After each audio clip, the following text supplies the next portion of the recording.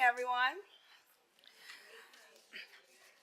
The regular meeting of the Board of Trustees for the Spring Independent School District is officially called to order on Tuesday, February 13th, 2024, and the time is now 7:05 p.m.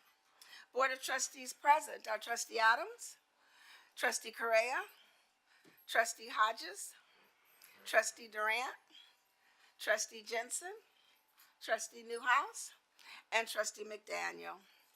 I'd like to ask everyone to turn off or silence their cell phones or any electronic devices.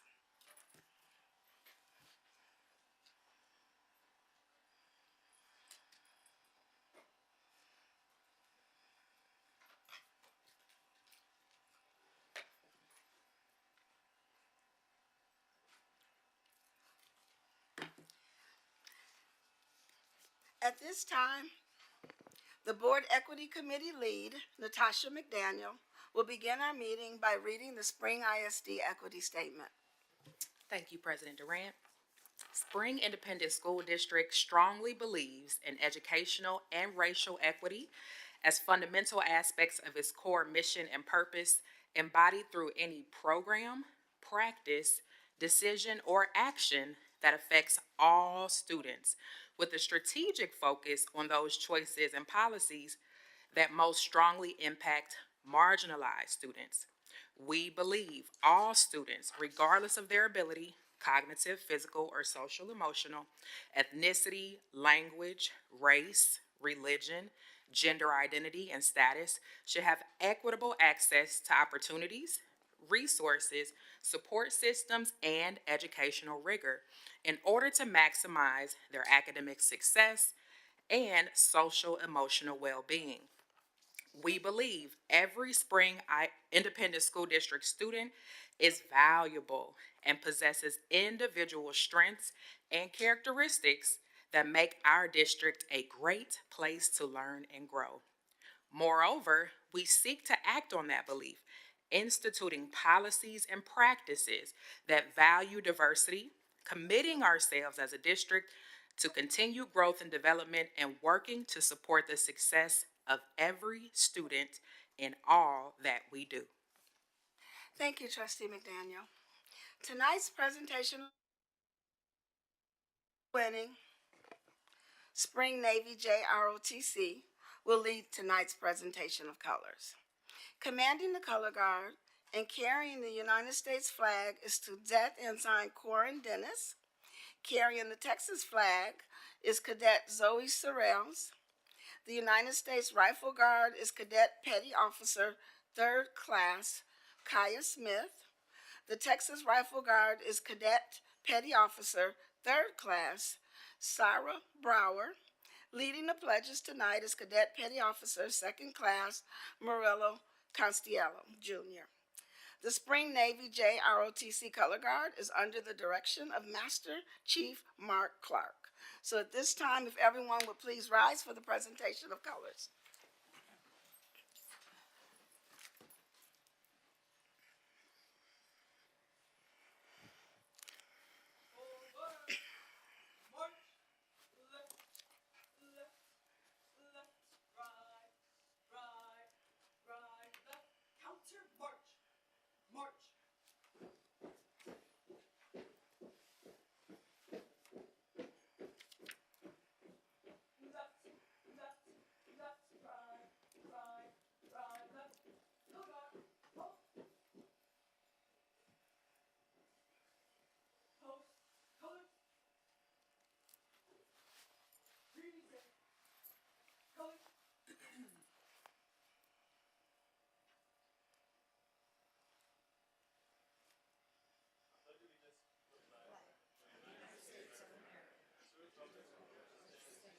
One nation under God, indivisible, with liberty and justice for all.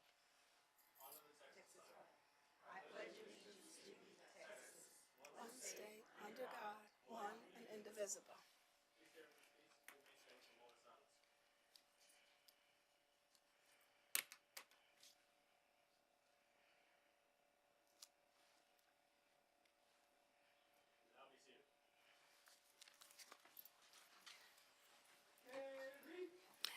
Can we remain standing for one more moment? Thank you.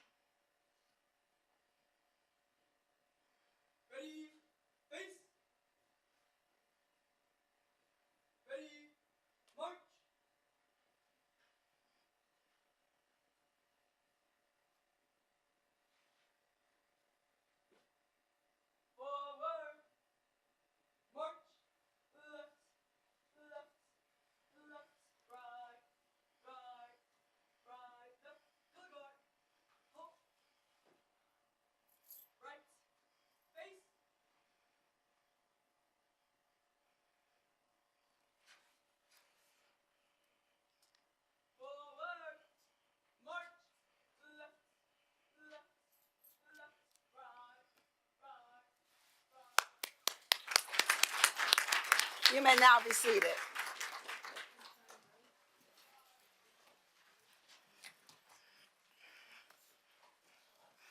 Without any objections from the board, we're going to go a little bit out of order, and we're going to give the board's remarks prior to the superintendent's.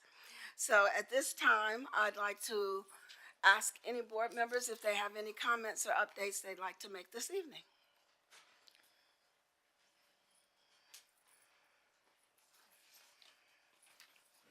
Start with Trustee Adams. Thank you, President Durant. I had the opportunity to go over to Marshall Elementary School this past week and see a Black History Museum exhibit. It's put on by a librarian there. I'll make sure I get her name right. Olivia Hargis Green, I believe. And I was really inspired by what she's put on there for the children. She focused on their writing and their art and curated and displayed it and really focused on folks that you don't typically hear about in terms of Black history. So we talk all the time about Dr. Martin Luther King, and rightfully so, but there are lots of other people who have played a huge part in the struggle for equality, equity, and justice in this country. And I also want to call out some individuals that I have personally interacted with, because there are people making Black history in this country all of the time. And so I've had the privilege to learn from and meet Mr. Robert Moses, who did the Algebra Project. When I was a young teacher, I went and saw professional development from Bob Moses, who was a pioneer in education. I also have had the privilege of having dinner with Willie Jean Birmingham. And so I just think that we have to be aware of the people in our community that are doing the work in the struggle for education and justice for our kids. I just wanted to have that said this evening. Thank you. Thank you, Trustee Adams. Trustee Hodges? Oh, I'm sorry. Dr. Jensen? We all, quite a few of us got to go to a Girl Scout brunch, but I'm going to let you speak to that. Afterwards, I went over to Clawton Middle School and got to see the Langley robotic competition. And if you've never seen one of these, if you get another chance, go for it. It is so much fun to see the kids, young engineers, tinkering with their robots and getting them to do the tasks. The tasks were very, very challenging.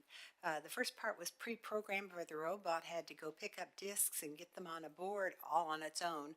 And then they had drivers who were going and doing things. And these robots had to go under a bar, but then go, hang from the bar. And there was just a lot of fun. So we have some budding engineers at Clawton Middle School and a wonderful coach. Thank you, Dr. Jensen. Well, as Dr. Jensen mentioned, we had an opportunity to have brunch on Saturday with Girl Scout troop numbers 106205, and they were some of the young ladies that were here last month. If you recall, we recognized the Santa Center Girl Scouts, so that was a really good treat to see all of the young ladies. And the presentation was very interesting. It was dealing with mental health and having healthy relationships. And the presenter talked about the 4 pillars of a healthy relationship. And so the girls were very excited, and I'm looking forward to that, see how that relationship grows here in Spring ISD with the Girl Scouts. It was a great group. Thank you, Trustee Hodges. So for our next item, I'd like to recognize our superintendent, Dr. Lapita Inahosa. Thank you, Ms. Durant, and I would like to ask for the board to come sit in that front row. My superintendent's remarks this month is going to focus on our celebration of Spring ISD's Black History Month. And so it is a surprise, so if you'll come and sit up there, right in the front row.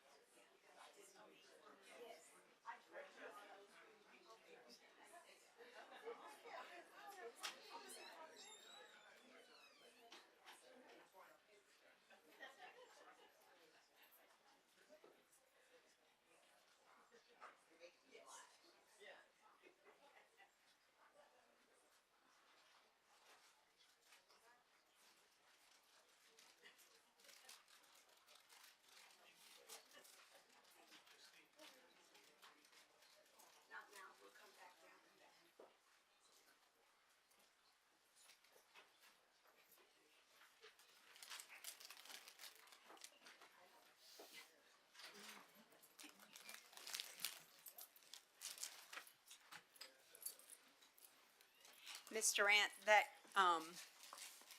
concludes my remarks, but just to share with everyone that's here and our board, these are our middle school students. They're sixth, seventh, and eighth grade students producing a play to this caliber, tackling very critical, important social issues. Just extremely proud of our students, and this is just one of the many examples of amazing theater groups that are out there and our students that are out in Spring ISD. So thank you, Mr. Ant. Thank you, Dr. Inahosa, for bringing, during this month, students with such amazing talent and passion. So thank you. For our next item, I'd like to recognize at this time our Chief Communications, Shane Schubert.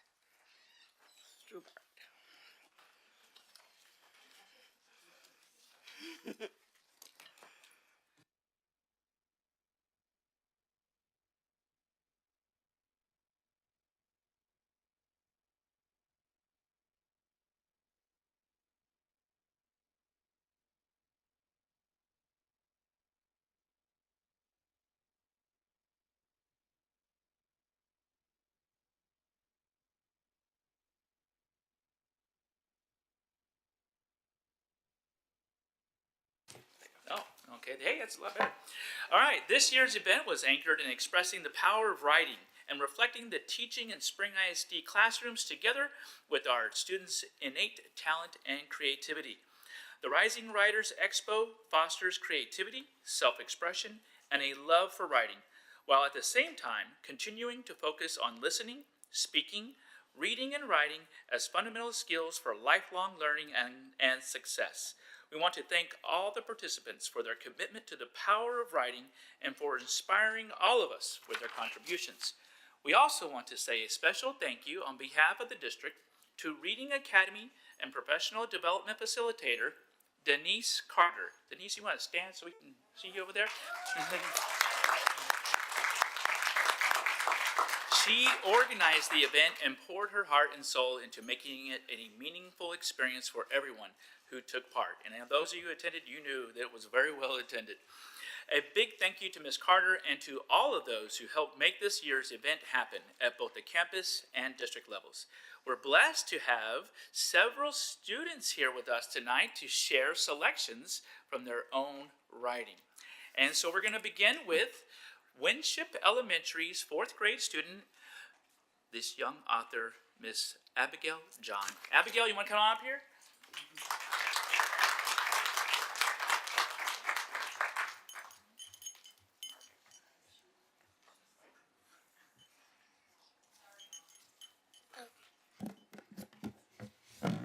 It's okay, Abigail, you can leave it right here, and it'll pick up your voice.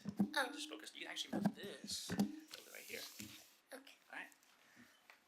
Dr. Antonia Novella was the first woman and the first Hispanic to become Surgeon General of the United States.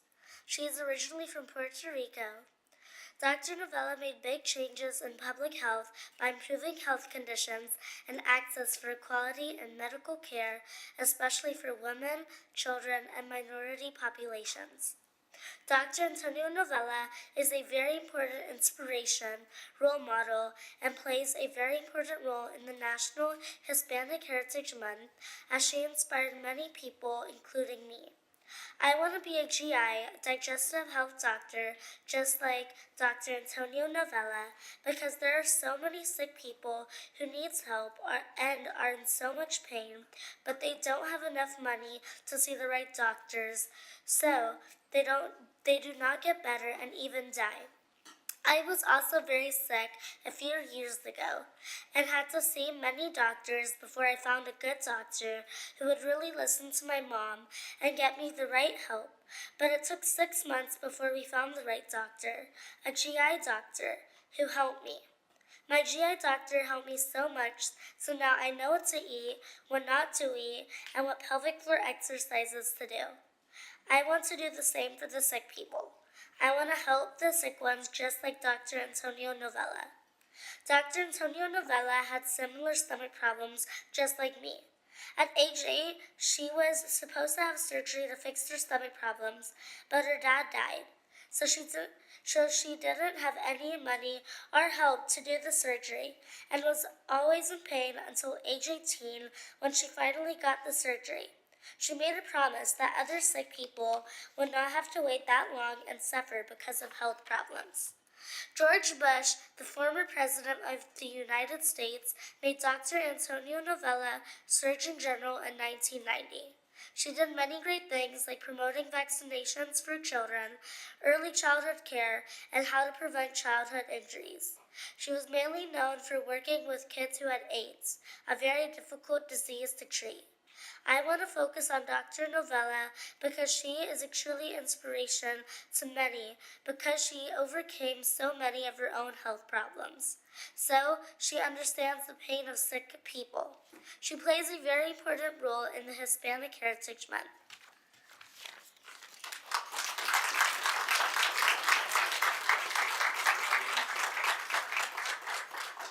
And now from Robertson Middle School, 6th grader Armando Rojas.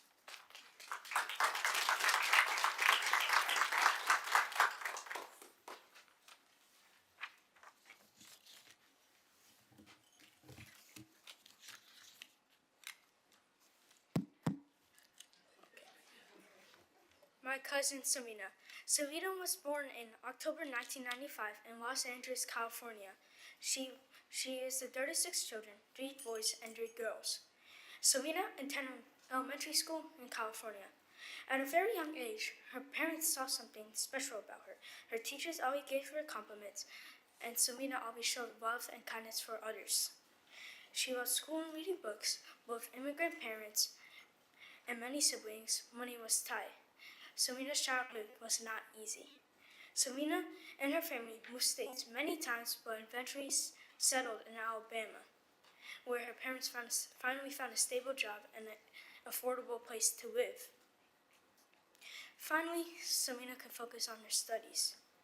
After she graduated high school with honors, she got a part-time job at a pharmacy department. While at her job, she finds her new ambition to become a pharmaceutical doctor. Samina completed her undergraduate studies at Calhoun College in Alabama. She would face many obstacles, but nothing was stopping her from achieving her dreams. Tuition was expensive, but thanks to student loans and scholarships, she could pay for education.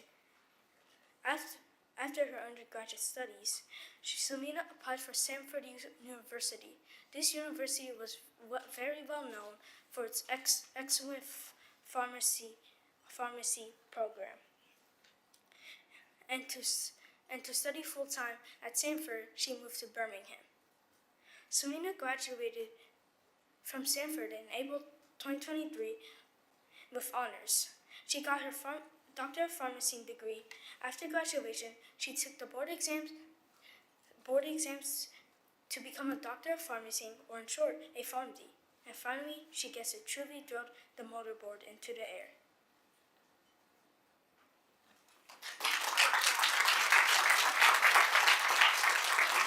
Stand right here. I'll do the last one here.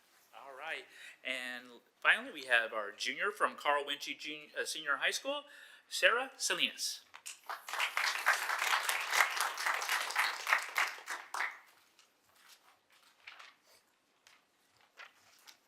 Hi. Just a small little trigger warning, but it's not, yeah, okay.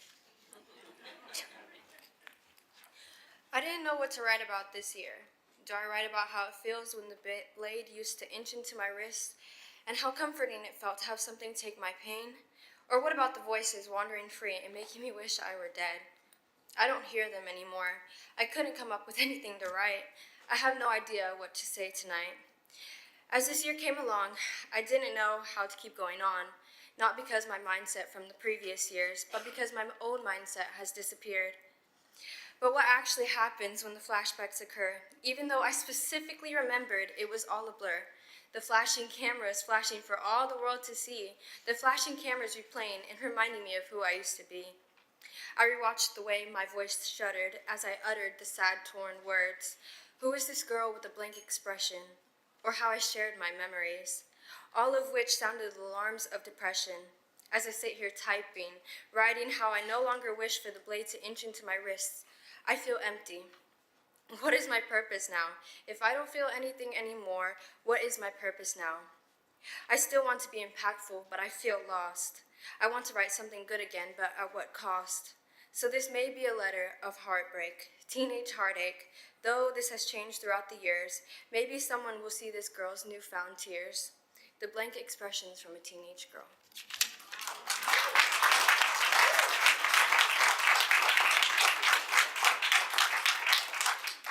Yes. Well, thank you, Abigail, Armando, and Sarah, and the board's going to come down and greet you.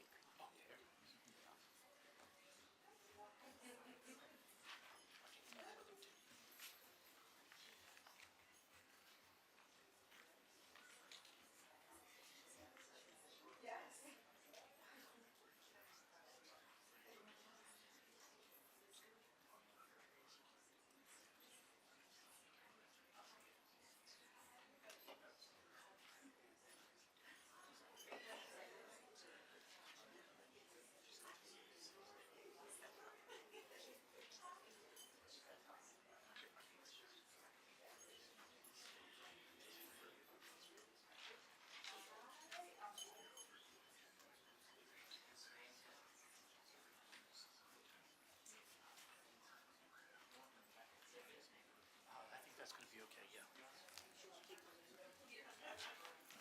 No, yeah, I think we're good right there. All right, guys. Right here, hang on a second. There we go. All right, right here on 3. 1, 2, and 3. Hang on. And one more. Right here on 3. 1, 2, and 3. Thank you. I'd also like to see, do you have any parents here? If your parents could please stand up to be recognized. If you want to come down and take a photo.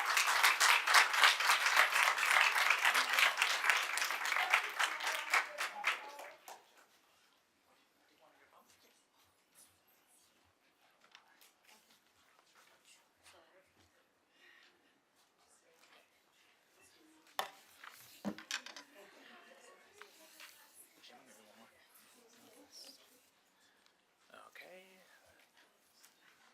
Phone number 1. Ready? 1, 2, 3. And I got this one here. Oh yeah. All right.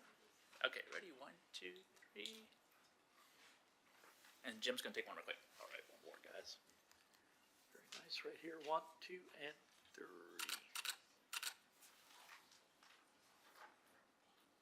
Very good. Thank you.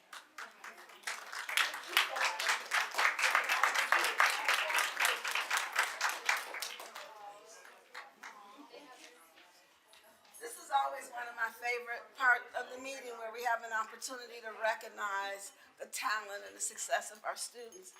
We've got to see Abigail a lot this month. She is a published writer. You can buy her book on Amazon. Okay.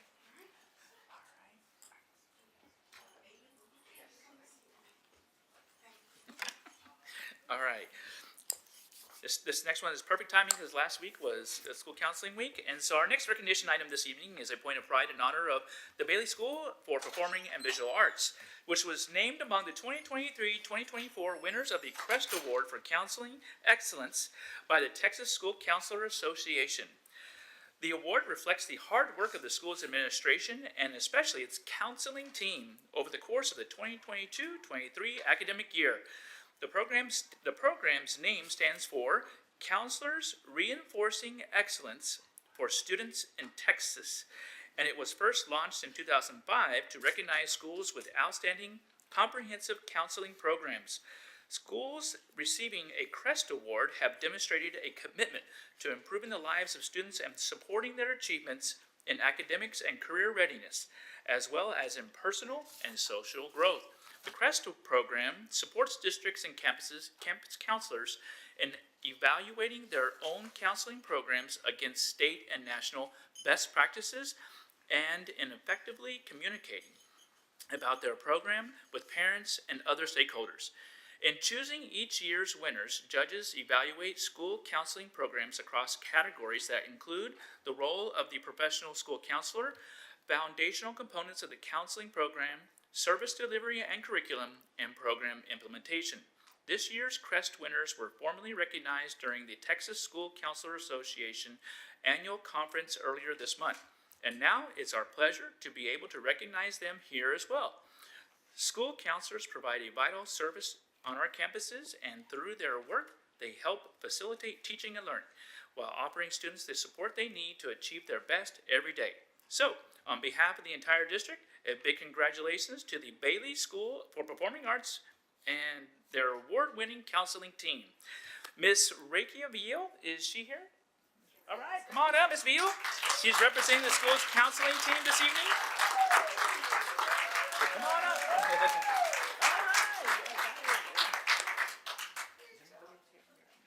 All right, come on up.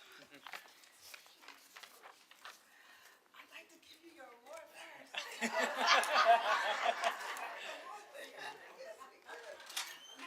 Board of Trustees, we want to recognize you for all your hard work. Our counselors have a support the whole child. All of their needs. So we're real grateful for all your hard work and dedication. Thank you. There you go. Now everybody else wants to shake your hand and then we get a photo. Thank you.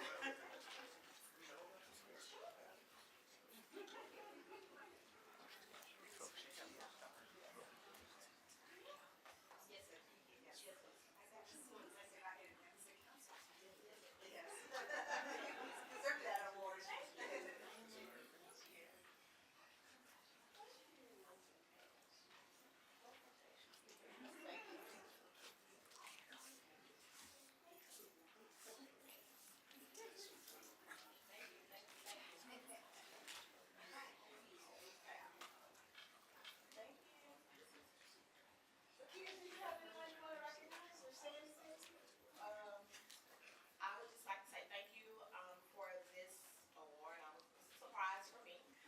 The work that I do, I don't do it to be rewarded. I do it because I love to do it. I have a passion for my kids. So I want to make sure that they're successful wherever they go, whether they're at Bailey or they're anywhere else. I want to make sure that what they learn at our campus, they can take and use it everywhere that they go. And I just like to acknowledge my daughter for being here. So for you and our award.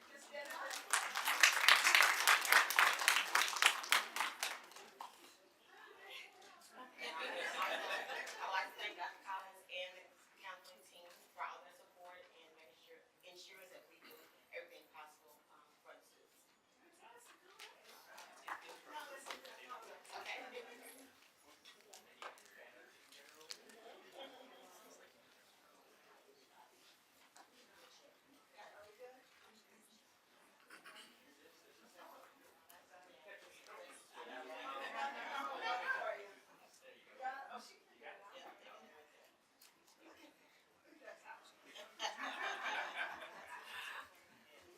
Okay. There we go. All righty. All right, guys, right here on 3, 1, 2, and 3. Hang on. All right, one more. On 3, 1, 2, and 3. Thank you.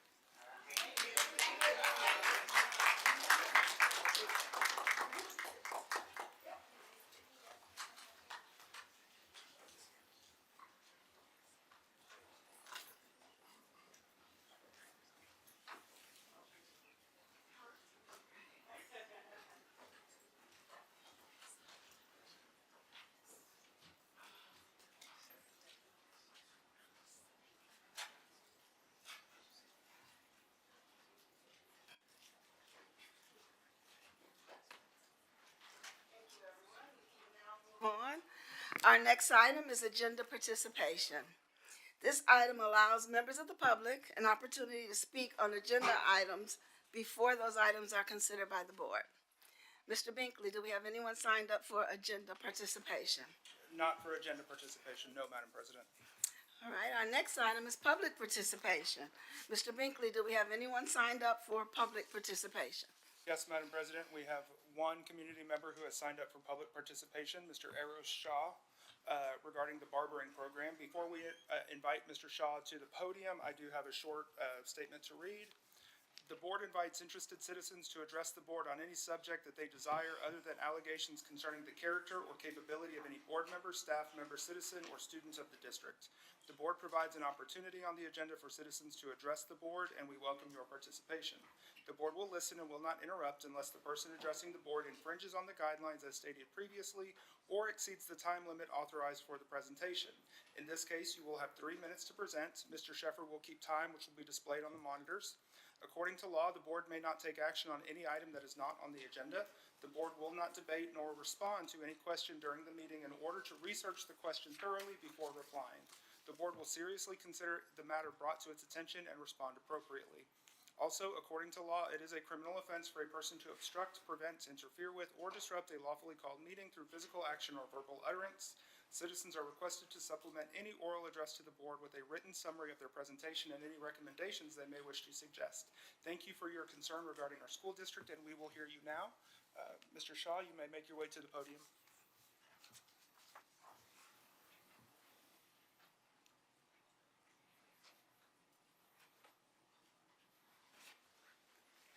Afternoon. Time to start? All right. How's everyone doing? Good. I won't be here before you long. I come to you this evening actually wanted to speak to the barber program. My concern for the barber program, first of all, let me say this. I am an alumni of Spring ISD.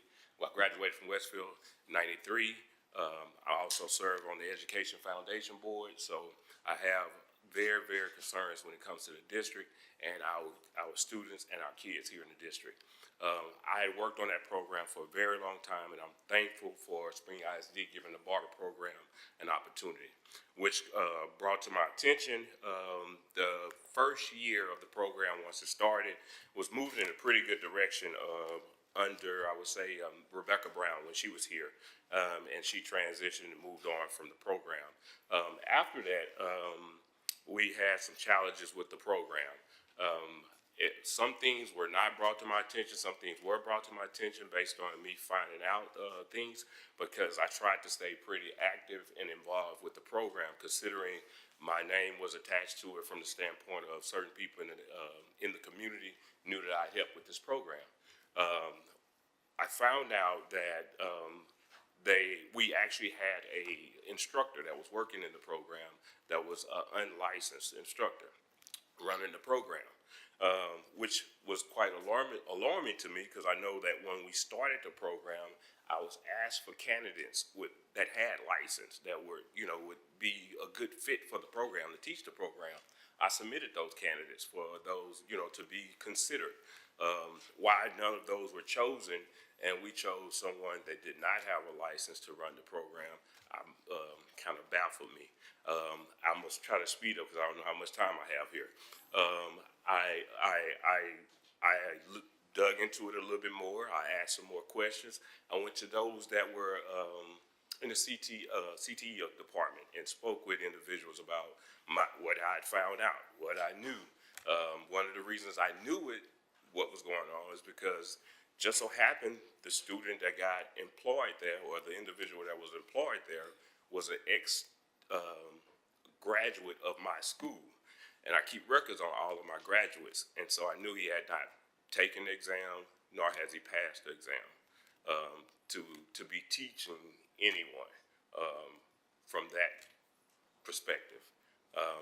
Nor did he have a license as a instructor to be teaching students. So no license at all from either perspective. When I did bring this to their attention, I was able to step in. Sorry, sir, your time has expired.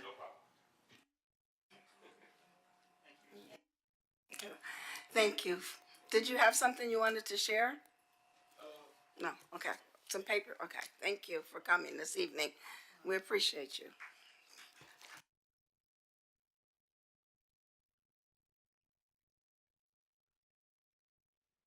Our next item is a public hearing of our annual report of the district's educational performance and Texas Academic Performance Report, the TAPER.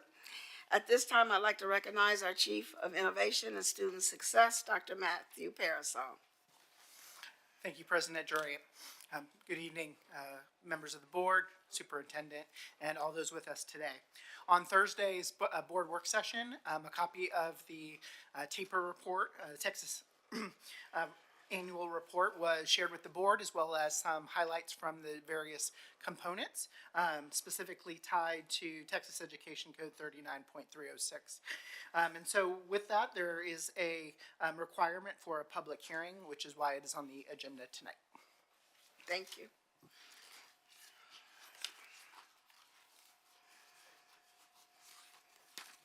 Are there any questions or comments?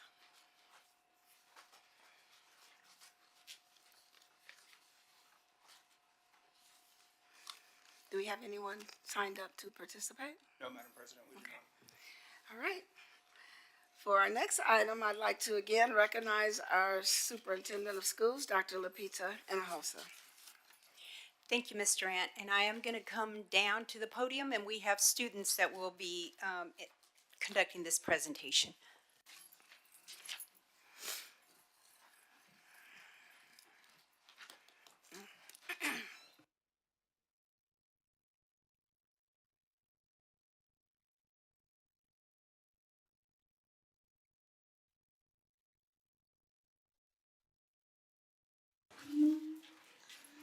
All right, Ms. Durant and members of the board, senior leadership team, and everyone that is either online or here with us today, I have the honor of introducing part of my Superintendent's Student Advisory Council. The Student Advisory Council is made up of students from every one of our high schools. And here you see a picture of one of our last meetings where we came together. We meet on a monthly basis, and one of the things that we talk about for Spring ISD is this African proverb that you all have heard me share over and over again, and it's something that we believe in our Student Advisory Committee, that if we want to go fast, we're going to go alone, but if we want to go far, we're going to go together. And so our Student Advisory Committee, although we have 6 high schools, we are one, and we will move together. We talk about our strategic plan and how our Student Advisory Committee fit into this strategic plan. We are working specifically in building leaders in our district as well as increasing their engagement. At this time, I'm going to turn it over to our president that was actually elected by the body, and they will finish out the presentation. Hello? All right. Mic check, mic check. Oh, here's your mic, and you're going to flip the, right there. Or you want me to, you're good? Okay, I can go for it. Yes. Okay. Talk about it. All right. Hello, everyone. As you all do, we also start our meetings with the Spring ISD Equity Statement. Today, I will be providing you with an overview of our superintendent, Student Advisory Committee responsibilities, as well as how we advise the superintendent. One of our responsibilities as members of this committee is to be the voice and advocate of students at our campuses. Each school within our district has student representatives that were elected through democratic process. And we understand that students who shape their academic experience are more likely to succeed. Our job as members of the Superintendent's Student Advisory Council Committee and representatives of our school is to be the spokesperson for the students in our district. We also work with the superintendent on strategic initiatives. We are presented with everyday problems across our district, and our Superintendent Student Advisory Committee members present many of those problems to our meetings. We then work with our super proud superintendent on action plans to attack issues within our district. Moreover, we work with students from schools other than our own. Our district doesn't consist of just one school. Neither are we faced with individual school problems. So inclusive collaboration helps create equal opportunities for all students. Even more, we work with community groups. Organizational cooperation is an effective way to bring change. For example, our superintendent's student advisory committee is partnered with Project Protect Our Children. By working together, we can build a stronger and more resilient community. Lastly, our job is to represent the district in city and district functions. We understand that we can exchange solutions to common problems. We also understand that we may face huge obstacles that may need bigger help. We are Spring ISD, and it's imperative that we advocate the needs of our district. Thank you. I will now hand it over to Janiyah Mills, our committee's vice president.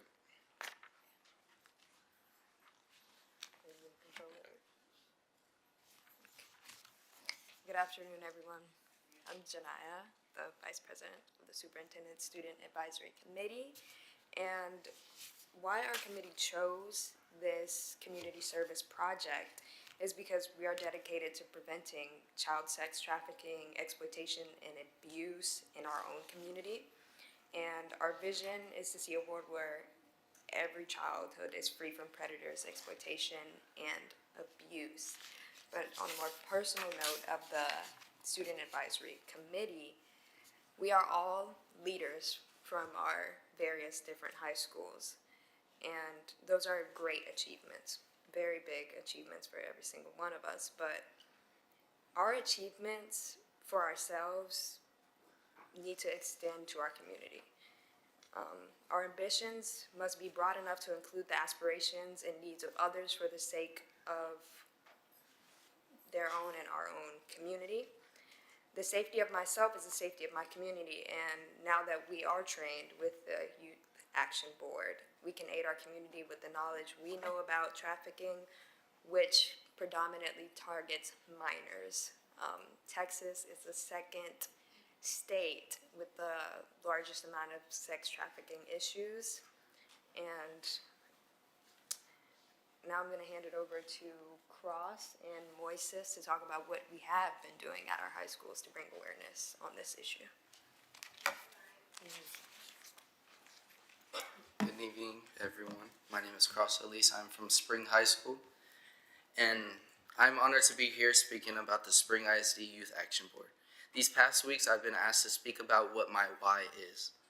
I couldn't come up with what it was up until recently. My why for being a part of YAB is to make a positive impact on my community and share the truth about serious problems going on in today's society. Problems that are happening today, tomorrow, and for days to come. Problems that are just around the corner of our neighborhoods, and that problem is sex trafficking. Kids, family, and people we've never encountered are constantly being trafficked days on end. With my new knowledge of sex trafficking, I have a better understanding of what it really is. It's not just white vans, it's not just the Liam Neeson movies, but there's more to the story than that. Our own families and businesses could be trafficking, and we wouldn't even realize it. I've learned that there is always more to the story than what is seen. Over at Spring High School, we've been promoting the cause through social media, and flyers are being posted around, trying to spread as much information as we know from our previous training, trying to help spread awareness, especially to the younger generation. The more technology we have equals more dangerous possibilities of people getting trafficked. So I say to you today, learn more, learn the dangers of the truth of the world, and may God bless you all. Go ahead and hand it over to Moises.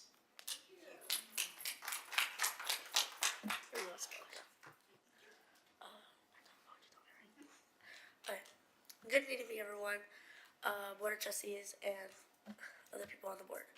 I'm a freshman at Spring High School.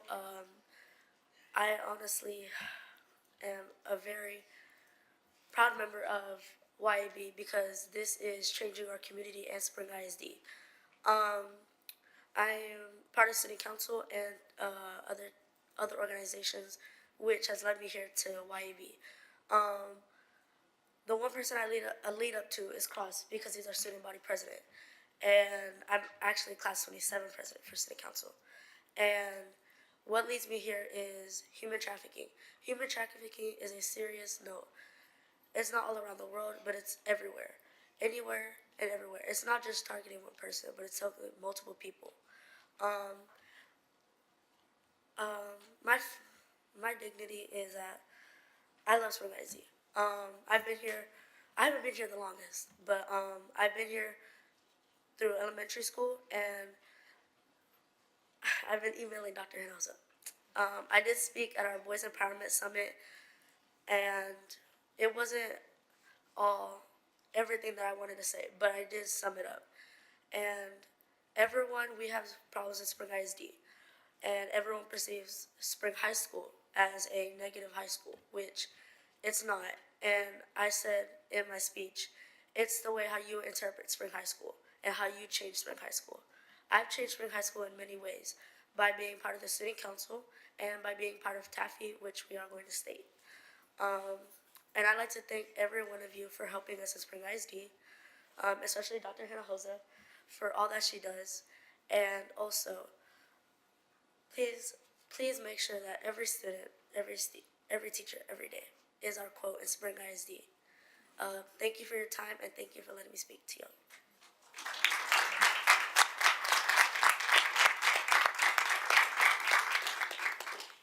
And I do have to say, Moises is one of our newest members. We have one other student that wasn't able to make it, also a ninth grader, and both of these students emailed and said they wanted to be on the Student Advisory Committee, and so both of them are here with us. We do have, as they introduce themselves, but we have other members that did and were able to make it. We have Cruz Montoya, and I know you have seen him before. Cruz, if you'll stand, please, be recognized. Come on up here. You may know him from health. He is at Carl Winchie High School. We also have, right next to him, R.J. Walker made it in also from Spring High School, graduating this year. One of our golfers too, and one of our two-time, almost three-time published authors that's here. Also, we have Frida. Frida's here, Frida Vasquez from Spring High School in our Spring High School band. And Philip Gonzalez from Spring Early College is also here.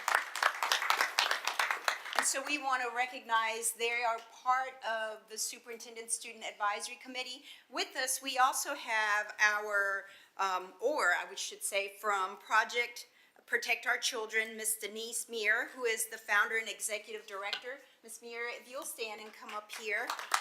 And the director of operations, who's been conducting the training for our students, is Krista Mayfield. If you'll come up here, Krista. And definitely want to thank our Student Advisory Committee for taking up such a critical, important issue that we know is impacting our students, and it's through the youth voice that they can touch others. We have more work to be done because they will also be taking up policy in the spring semester, but wanted to bring this work forward to you all. Thank you. I'd like to say thank you. I'm so super proud of you guys and our superintendent for demonstrating leadership, advocating for your classmates, and really making a difference. This is how you begin to grow and develop, and we're very, very proud of the work that you're doing, and actually taking on such a strong topic. You know, especially with Texas being the second highest in child trafficking, it's a big problem, and being able to have the courage to step forward, recognize it, bring awareness to it, shine a spotlight on it, and make a difference. And that's how you become leaders, and that's how things get changed in the world. And so I'd just like to thank you, and I'd like to thank Dr. Hinojosa for putting together such a great group of scholars. Thank you so much. Would any of my other colleagues like to make any comments? I'm gonna go ahead. I'm having a moment, and I just crying. just had to look with Natasha.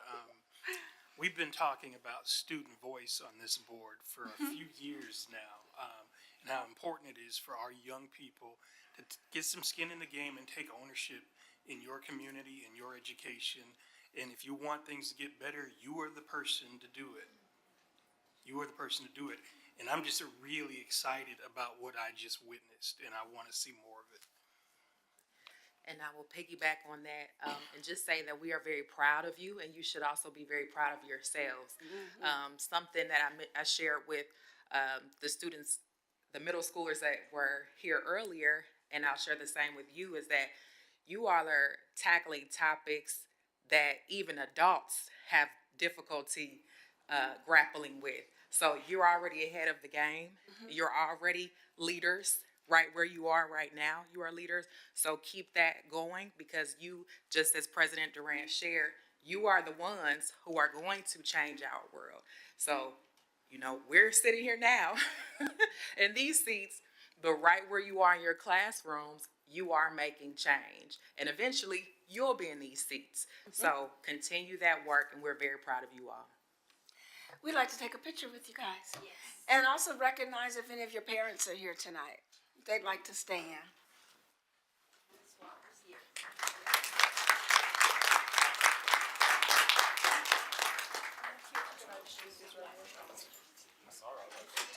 So very proud of you all. Thank you. So very proud of you. Dr. Hinojosa, do you want us in the picture?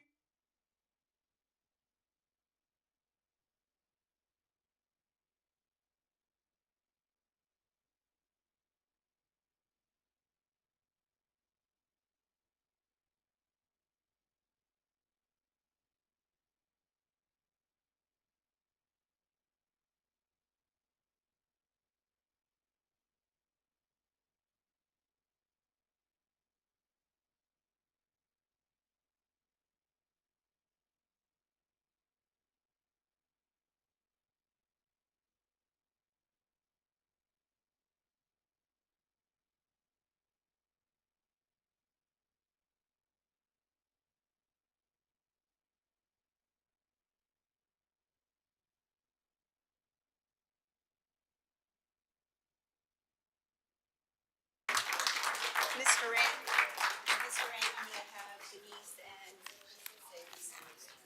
So I just wanted to share one of my favorite quotes is, "We cannot build the future for our children, but we can build our children for the future."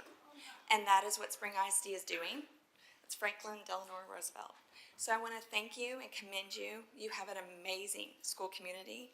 The Youth Action Board program is built on the power of youth voice. We know that human trafficking is a real issue today. And what we wanted to do was give our youth the opportunity to have a seat at the table. We're not talking to them, we're not talking at them, we wanted to talk with them. So the Youth Action Board program does just that. It gives our students today the ability to be part of the solution. And your superintendent advisory committee and council clearly are students today, but they're leaders for tomorrow. And I just want to recognize that. The time that I've spent with them, it's just been outstanding. So congratulations and thank you for having us. Thank you so much.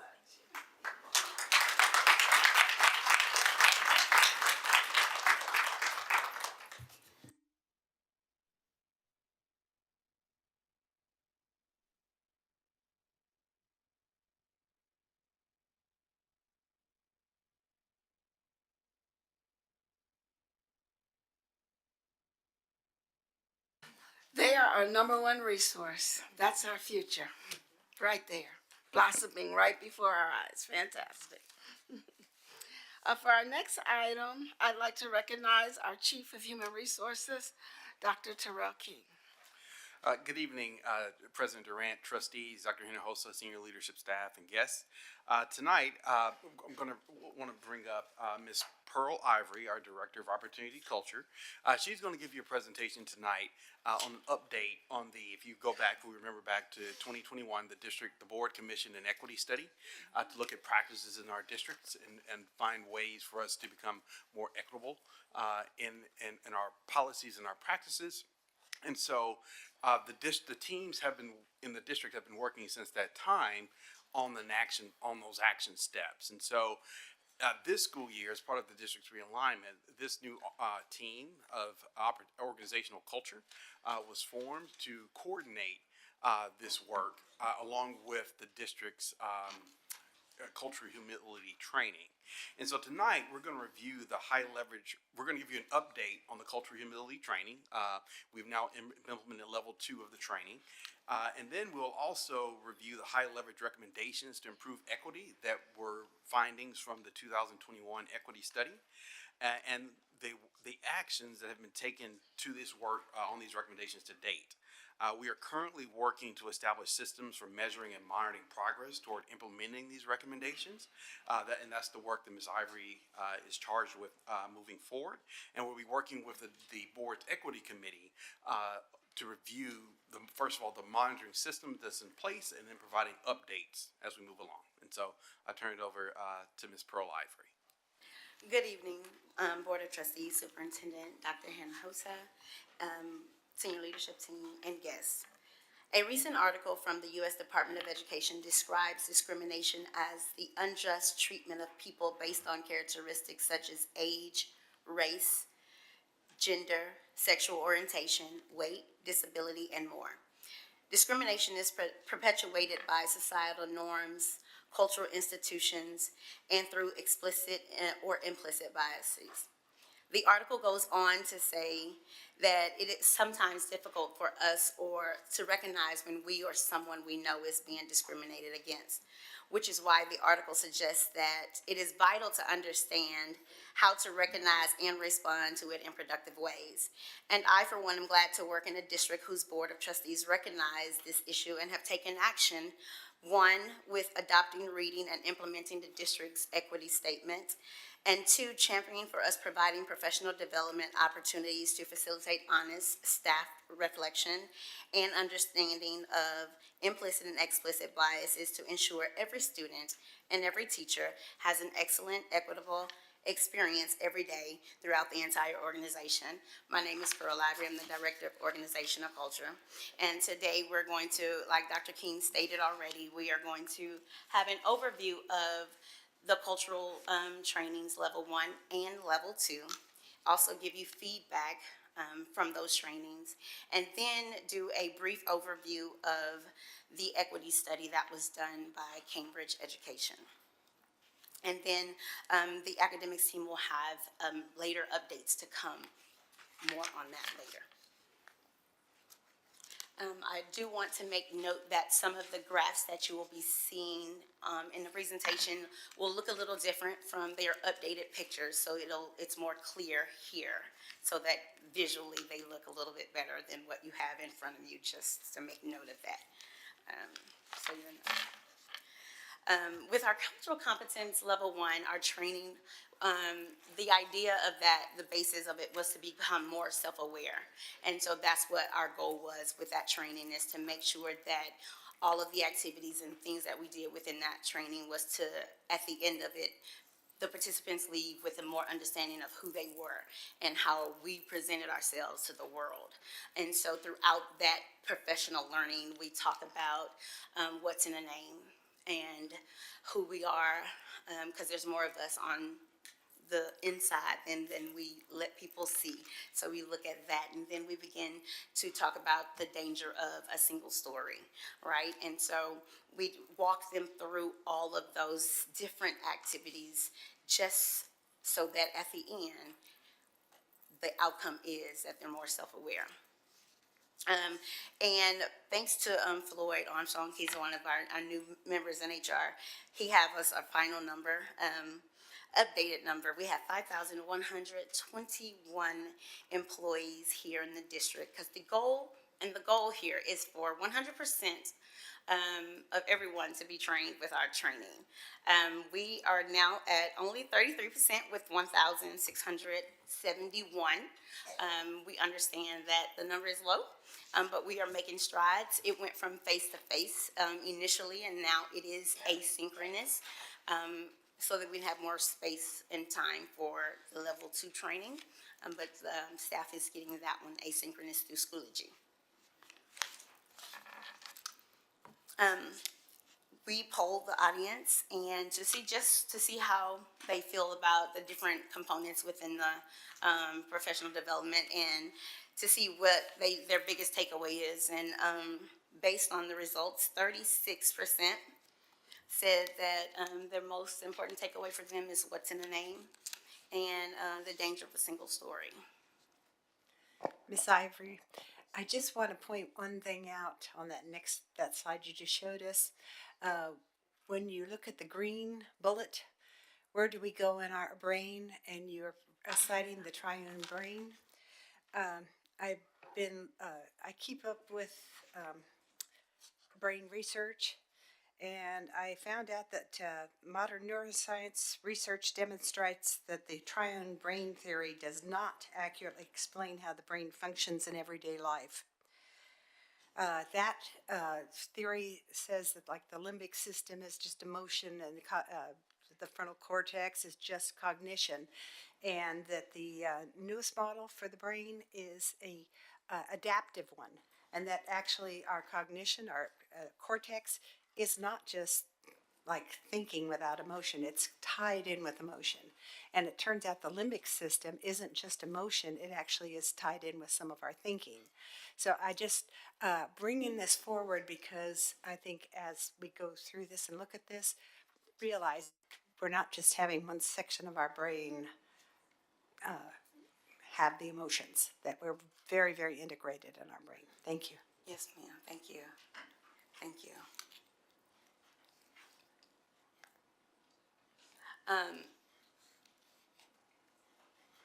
These are sort of thing. Okay, and so when we polled again, because the goal from the level 1 was to become more self-aware. So when we polled the audience, every participant, you will see that 78% of the participants. And excuse me, Board of Trustees, I'm going to interrupt Ms. Ivory because, as you stated at the beginning, there are some difference to make those images much clearer. There are some different slides to show this data, and so Mr. King is loading that right now, and so we'll get the correct deck up so that you can see this data more clearly. So my apologies.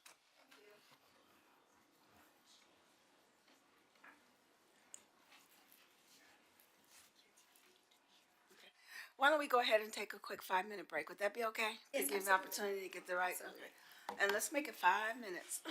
Thank you, everybody.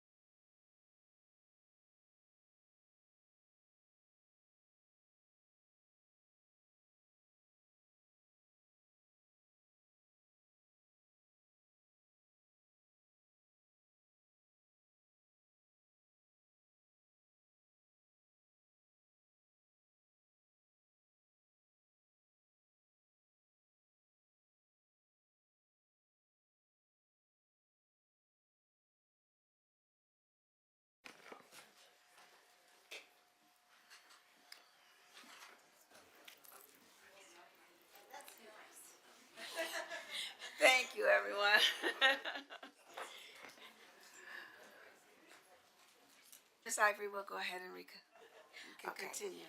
Thank you. So we're going to start back with that first slide with the data from the first cultural competence level 1, with looking at the most important part of the takeaway from the most important part from the participants. 36% of the participants said that what's in a name and the danger of a single story is the most important part for them. And that is reflected in the data. And then again, of course, like I said, stated before, the purpose of level 1 is that they leave feeling more self-aware. And so the data shows here that 78% of participants say that their level of self-awareness is higher or much higher. Level 2, cultural competence level 2, we go deeper in our thinking and our learning. It's one of my favorite professional learnings. I love level 1. It's great foundational work, but level 2 gets deeper, and it's so much better for me.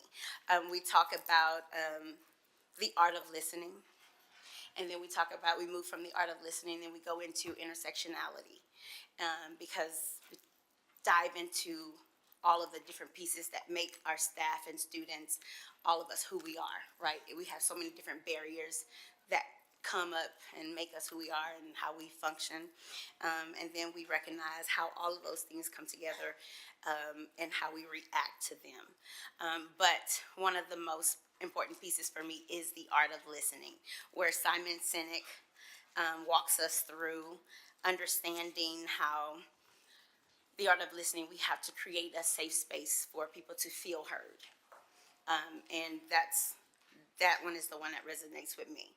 Because not just with our students, but even with our colleagues, we need to be able to have a safe space for people to feel heard. And so with this training, we end this training with giving people, participants, the tools that they need to lead with equity by doing a deep dive with the 6 equity leadership dispositions. And out of the 5,125 employees we have, 225 have been trained thus far. But we are making sure that every opportunity we have to get before our staff and teachers with Job Alike, with our learning fair, we make sure that we are taking that opportunity.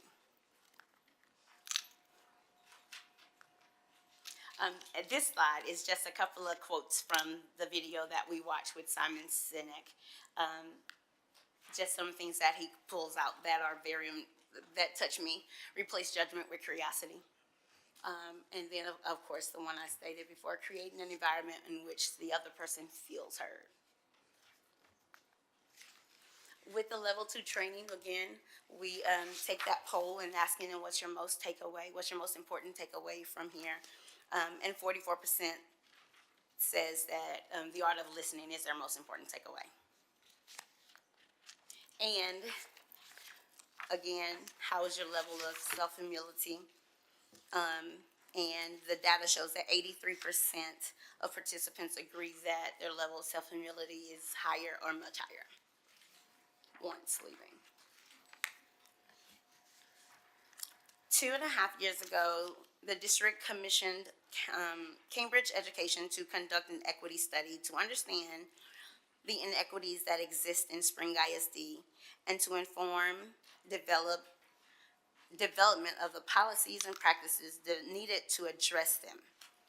The final report outlined 10 high-leverage recommendations to improve equity in our district. Tonight, we will review the actions that have been taken to implement these recommendations. As we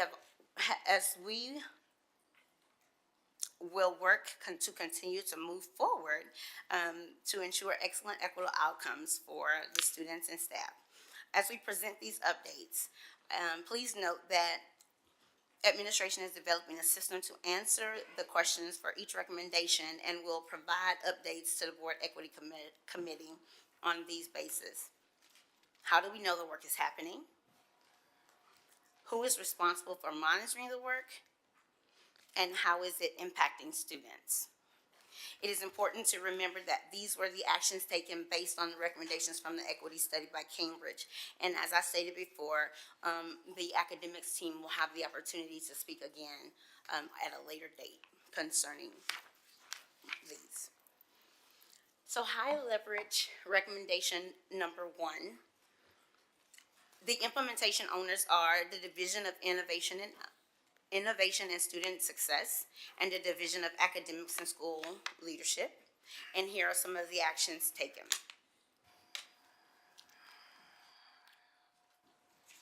And it is ongoing, the efforts that they are doing.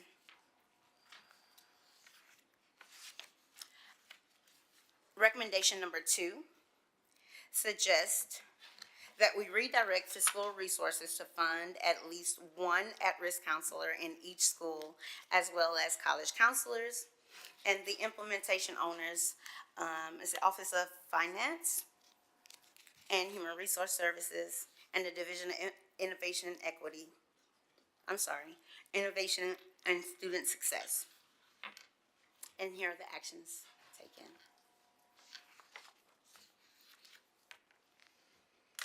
And the efforts are ongoing. So, okay.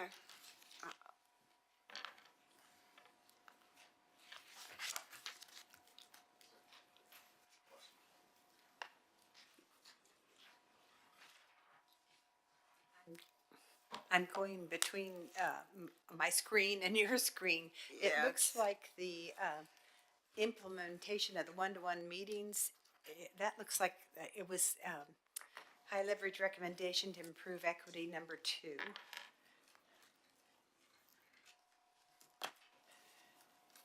There.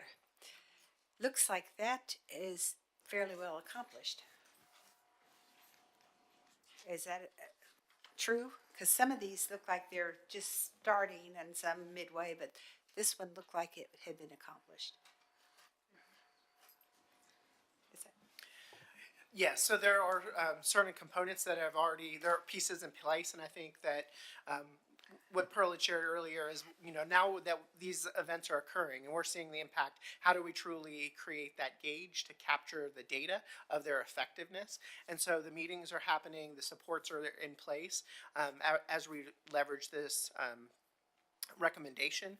It's just the next steps is how do we take it from here to show growth towards our ultimate goal in improving equity. And I just wanted to make sure that we did not cut this counselor out when we were doing our budget talks.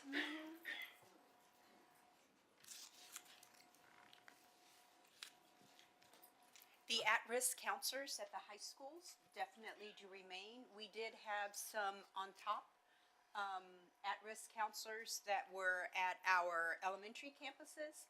That is a position that is being reduced. However, I think you heard from the principals that those schools that believe they still need an at-risk counselor are finding funds either through Title I or other budgets that they have to continue to fund that. So let me make sure I understood that we will retain at-risk counselors at the elementary level where appropriate through other sources, title funding or So the high schools remained, and we had elementary we had 12 of them, schools that we had added based on criteria that we used our funds. And so moving forward, it is one of the cost savings that we had identified. However, those schools, some schools never filled those positions, but those schools, they believe that they still need that additional counselor will find other funds to be able to continue to fund that, whether it's Title I specifically or other federal funds. Are we doing Q&A at this point, or are we going to let her finish? If you have a question, go ahead. Can you go back to high leverage recommendations for equity number 1, the desired outcomes? I was running back to grab my study. I'm curious about how we establish correlation between the work that we're doing and what we're seeing on the campuses. That's like a question I've had was about methodology. Like, how are we determining? Like, is what we're really doing a survey, or is there some way we can look at Teams data? I see Dr. Guillory back there. Is there some way you can look at how we're coding referrals? What's the mechanism for determining whether the work that we're doing in terms of professional development is getting us outcomes? Can I jump in real quick? Just because, just before we get too far, just a note that this is a part of the work that we are doing in the Equity Committee. Our next step, so I'm kind of doing my report out a little early, but our next steps include determining what data we want to see to measure that impact. Also looking at what existing tools do we already have. For example, thinking about SEL, we talked about, is there something in the T-test walkthrough that principals are already doing that can correlate with SEL? Does Seven Mindsets, does Quaver already have built-in assessments that we could pull and utilize? So just as you get suggestions, this is perfect actually, because we can note and get that collaboration from the board, but that is something that is going to be ongoing work. Thank you. Thank you. High leverage recommendation 3. Before we move on to 3, just with regards to recommendation 2, we have committed to equity as one of our key priorities in the district. Our survey and recommendations were for those at-risk counselors, and I think we need to reevaluate whether or not it's in the best interest of students and remaining committed to equity to remove those as part of the budget discussion.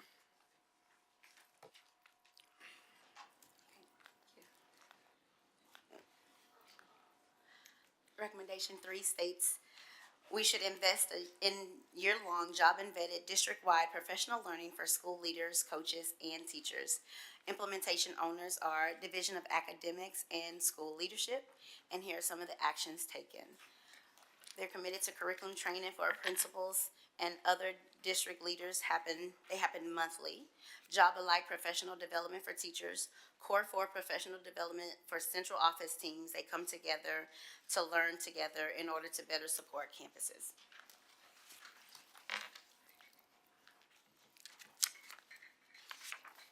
Recommendation 4 states, we should deliver district-wide professional development with instructional leaders on rigor, expectations, and instructional strategies to support students who struggle with learning. Implementation owners are Division of Academics and School Leadership, and here are some of the actions. I'm sorry, there we go. And here are some of the actions taken.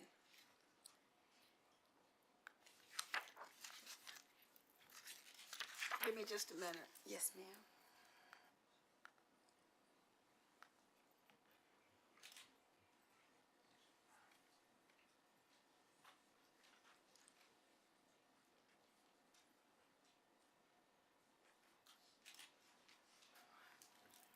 And just as Pearl's presenting, I just want to remind the trustees, Pearl's first mission was to go back and look back. Okay, what has happened since 2001?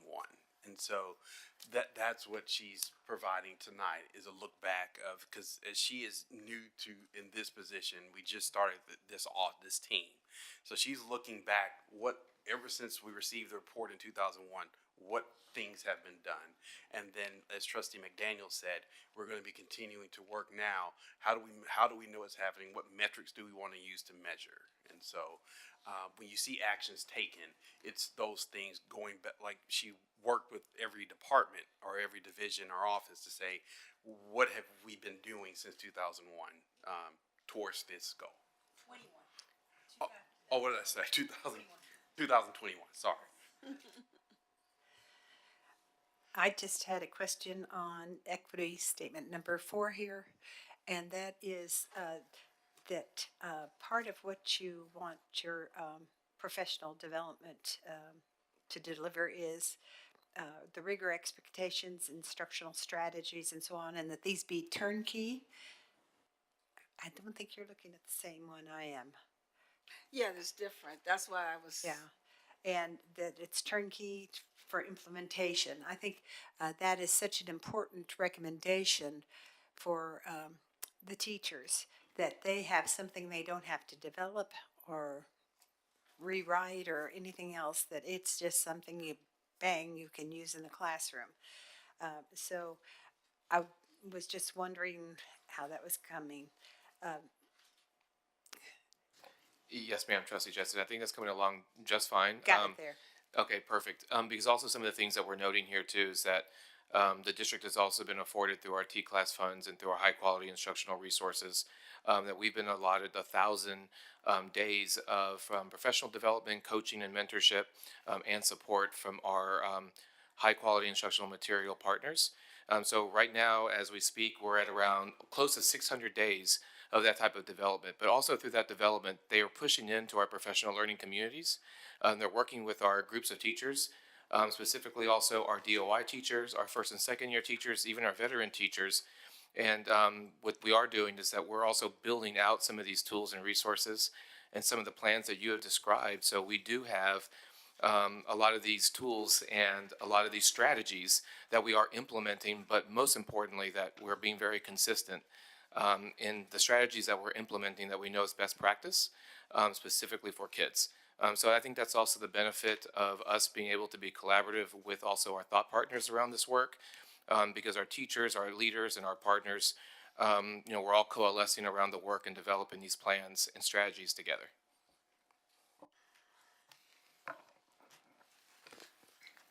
So I think a more useful thing to know right now, and maybe we can find this out later, is it like we've provided access to 1,000 days of Amplify professional development. I think that's a good thing. I think a more useful thing to know is how much of that 1,000 days we've consumed. How many teachers have utilized that for how many of those 1,000 days? I can get all that data for you, Trustee Adams, because we are leveraging those 1,000 days specifically for our kindergarten through fifth grade teachers. And what I will do is those days we started to maximize those days last year.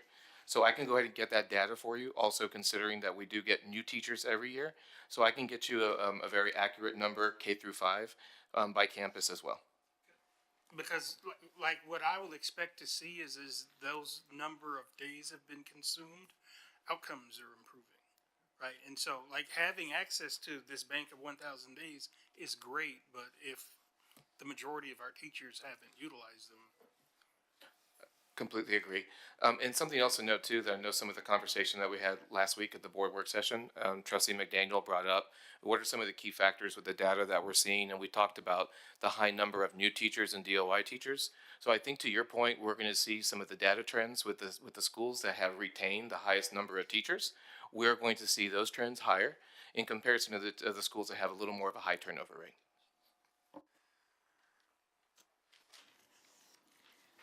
Recommendation 5 states that we should conduct culturally relevant professional development with school leaders and teachers on implicit bias and assumptions about students of color and their behaviors. Implementation owners are Office of Human Resource and Division of Academic and School Leadership. And here's some of the actions that have been taken.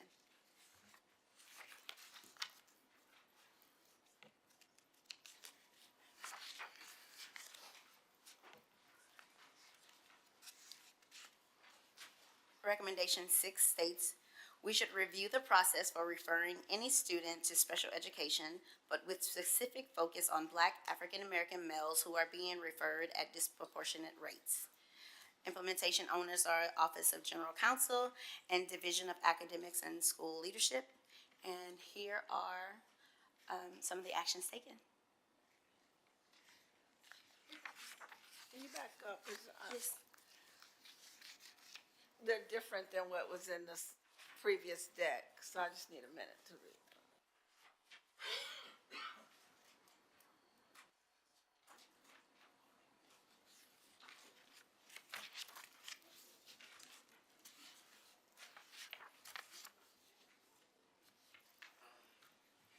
Thank you. Yes, ma'am.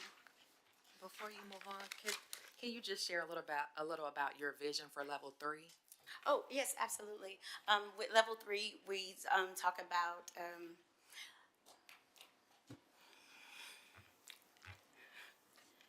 okay. Okay, so everybody has biases that we come with. And so level 3, we kind of get into talking a little bit more about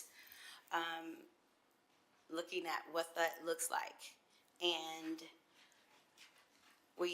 it starts off with one video in particular that Disney actually does. And it's a video, a TV show. I'm not sure the name of the TV show that it's a clip from.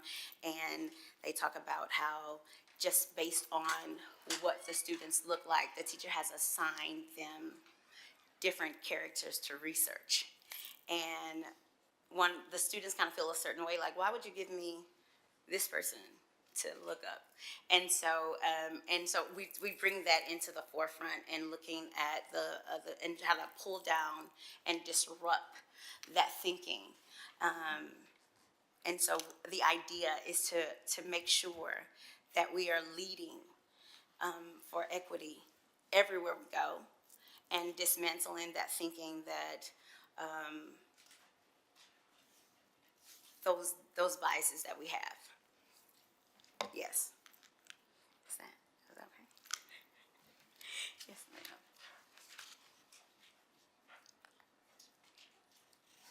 Recommendation 7 states, to assure that the district onboarding provides new teachers with information about demographics of the school, of the district and or individual schools' expectation for academic and achievement. The implementation owners are Division of Academics and School Leadership, Office of Human Resources, and here are the actions taken.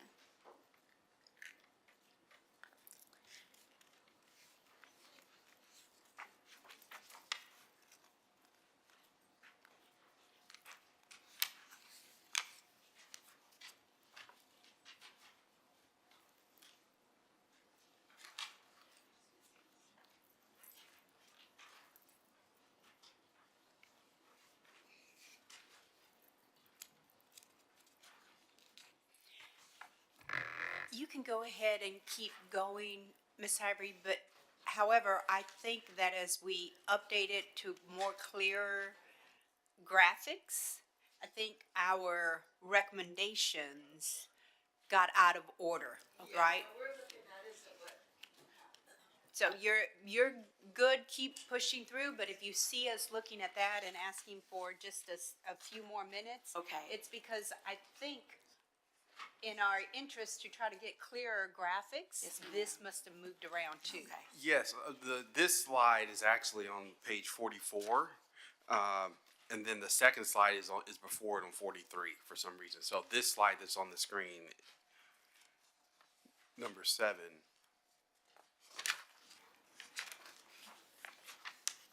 No. That is actually the correct for what's in our book. Oh, okay. Well, what we're gonna do, we're gonna just follow along with what you're presenting, and you can just keep going, yeah. Yes, ma'am.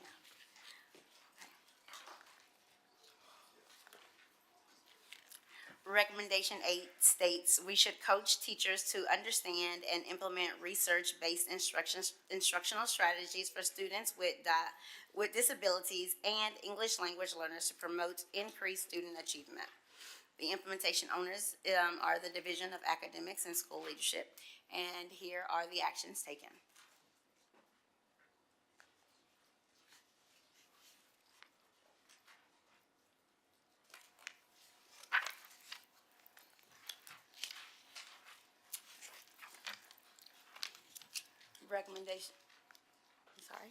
Recommendation 9 states we should provide district-wide training and implicit bias and culturally responsive teaching and learning for all employees to include district and campus level leaders. Implementation owners are the Office of Human Resources, and we did discuss most of all of this from the beginning part of the presentation.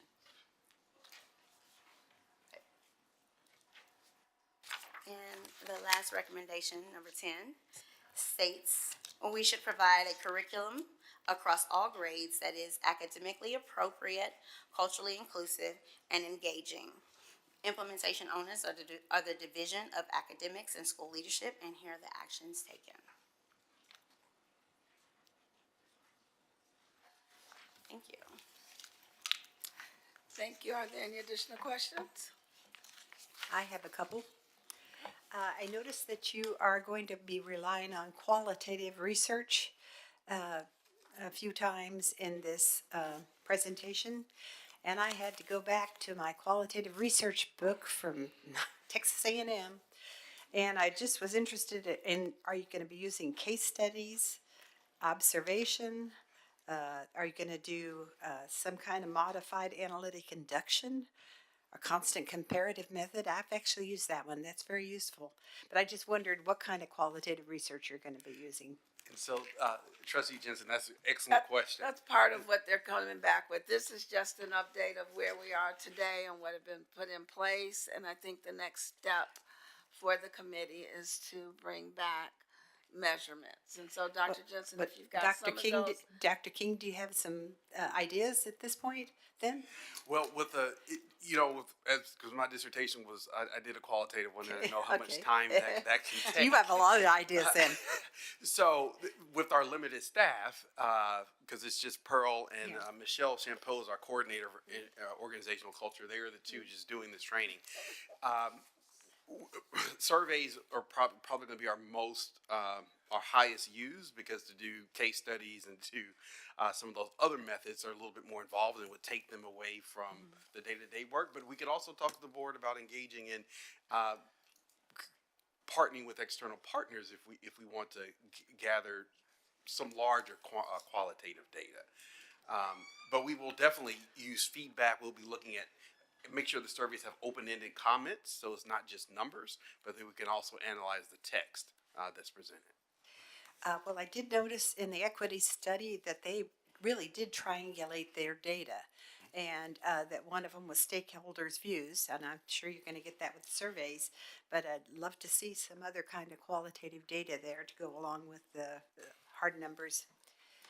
Will do. Okay, the other thing is, and I'm going to expose myself here, the name humility training bothered me. And I tried to figure out, now why does that bother me so much?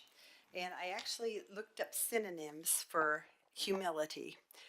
And I caught up with abasement, bashfulness, demureness, diffidence, docility, lowliness, meekness, mortification, non-resistance. Now, some of those things are okay, but some of them aren't okay with me. So I guess that's what I was, that's a very loaded word for me. And then when I was trying to think, probably sensitivity training has a bad name nationwide, so you didn't want to do that. And then I was thinking, you need to deeply understand someone. But that reminded me that I got that idea from Heinlein in Stranger in a Strange Land. When you grok somebody, you deeply understand them. But I just wanted to express that I twinge a little bit every time I see the humility, because I guess I associate with some negative things. Dr. Jensen, I think once we all go through the level 2 training together, I think you'll see it in a different light, because we do a really good job in the beginning of that session to start us off with looking at what cultural humility is and breaking that down. So I don't want to give it away, but I encourage us to find time together to come to do that training together, because we, in the very beginning of the session, that's the first thing that we tackle, because we do understand that is. So you have a different definition that is going to make me feel like I have really get to know myself. I believe so. I believe so. It's all about sort of how you frame and operationalize the concepts. And what we are facing kind of in our society is people, I believe, go on campaigns to load terms and, create,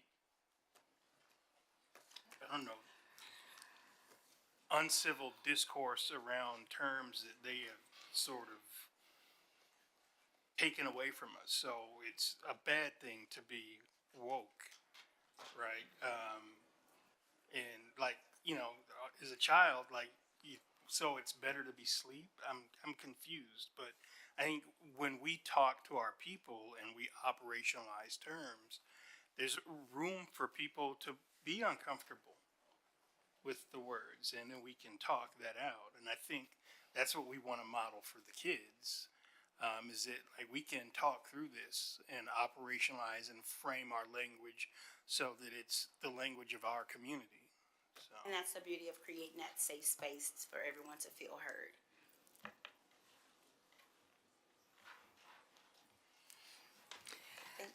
Thank you. I just want to make I'm struggling a little bit because we had this survey almost 3 years ago. And I'm still struggling with where we are in the process, what all we've gotten accomplished, and what our next steps. So, I mean, after 3 years, I would think we would be looking at the outcomes of what we implemented. And so I think we're a little behind. I think there's a little confusion tonight. And I'm also struggling with, I see that the committee members are more engaged. So now I'm struggling with having put it into a committee and that is the whole body in tune, you know, with what you're presenting.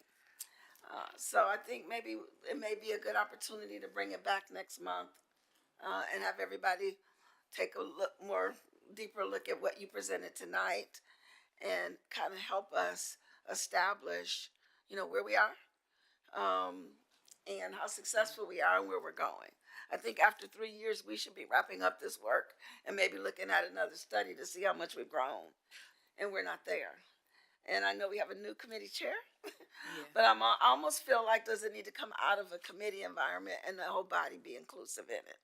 Well, just to reframe, the committee just started last year, even though the study, am I correct?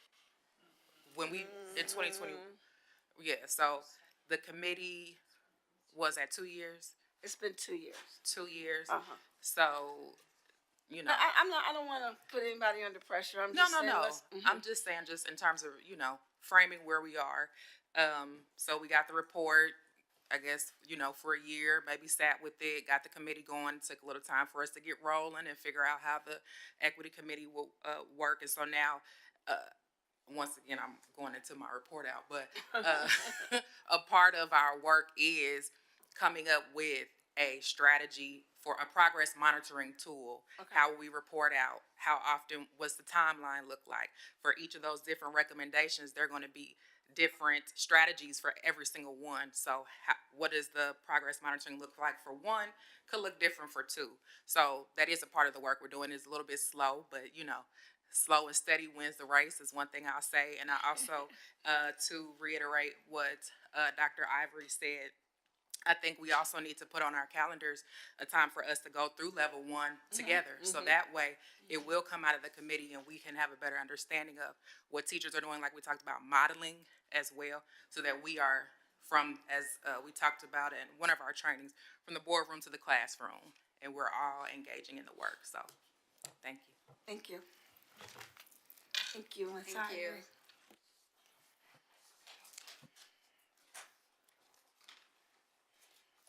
For our next item, I'd like to recognize our Chief Financial Officer, Ann Westbrooks. Good evening, President Durant, members of the board, Dr. Hinojosa. We have 2 items tonight, beginning on page 48 with the financial update, which is our actual expenditures as of December 31st, 2023. And so this is a report that the board receives via the board update on a monthly basis. But 3 times a year, it's brought here through the board meeting process so that we can talk through the report and answer any questions. On page 49, you'll see the summary of general fund revenues with the estimated revenue being the budget, the percent of budget, and the year-to-date revenues and the amount of revenue left to be received. And it's broken down by funding source, our local sources, which are largely made up of property taxes, our state sources, which of course is our state aid based on our average daily attendance, federal sources, which is primarily our SHARS, Student Health and Related Services Reimbursement, and then lastly, other sources, which is the sale of personal property. That's our auction proceeds. The second page on page 50 is the expenditures. So it's the general fund expenditures broken down by functional area and also by object group. And then the third and final page, which is on page 51, is a comparison between December 31st of 2022 versus December 31st of 2023 and the variances between the two. With our revenues, we see quite a bit of a variance between property taxes and state aid, and that is largely related to timing, number one, of when state aid is received, and also largely because of the change in the homestead exemption this year and the difference in where the funds are coming from. And so our summary of finance at the state level has just barely been updated over the last week. And so we'll see that change in our funding for state aid based on how the homestead exemption holds us harmless for the loss of revenue on the property tax side. So that's those large variances between property taxes and state aid. And then on expenditures, the largest variance is payroll, and that's related to the budget reductions that were done in the 23-24 budget process. So as mentioned, this is a report that you receive monthly. And of course, if there's ever any questions, or if there's any questions this evening, happy to answer those for you. Thank you, Ms. Westbrooks. Are there any questions for her?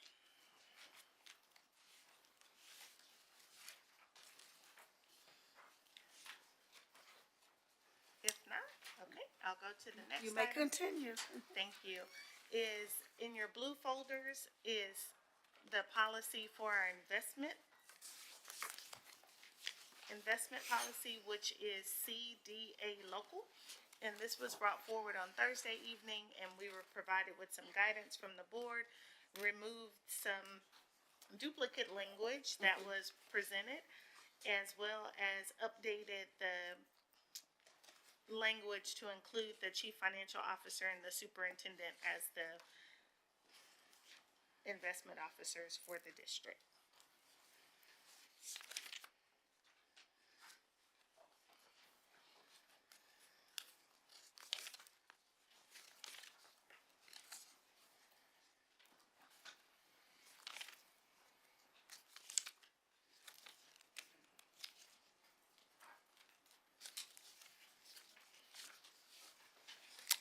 Looks good to me. Anybody else have any questions or concerns? Does this mean they can't fly in the same airplane together, or we're done? Yes, pretty much. Thank you. Right. Thank you, Ms. Westbrooks. So I will now entertain a motion that the Board of Trustees ratify the financial update, actual expenditures of December 2023 as presented by administration. President Durant, I move that the Board of Trustees ratify the financial update, actual expenditures, December 2023, as presented by the administration. Second. that. It's been moved by trustee McDaniel and seconded by trustee Adams that the Board of Trustees ratify the financial update, actual expenditures, December 2023, as presented by the administration. Is there any discussion? We do see this on a regular basis in our updates, so we're good, okay? Having no discussion, I'll go ahead and call for the vote. All those in favor, please raise your right hand. That motion carries unanimously. Thank you, Ms. Westbrooks.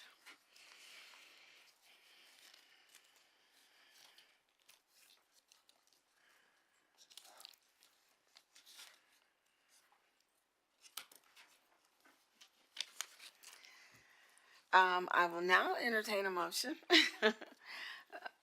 for the Board of Trustees to approve and adopt the recommended revisions to the investment policy CDA local Other revenues, just presented by Ms. Westbrooks. Madam President, I move that the Board of Trustees approve and adopt the recommended revisions to investment policy CDA local. I second the motion. It's been moved by trustee Newhouse and seconded by trustee Jensen that the Board of Trustees approve and adopt the recommended revisions to investment policy CDA local, other revenues. Is there any discussion?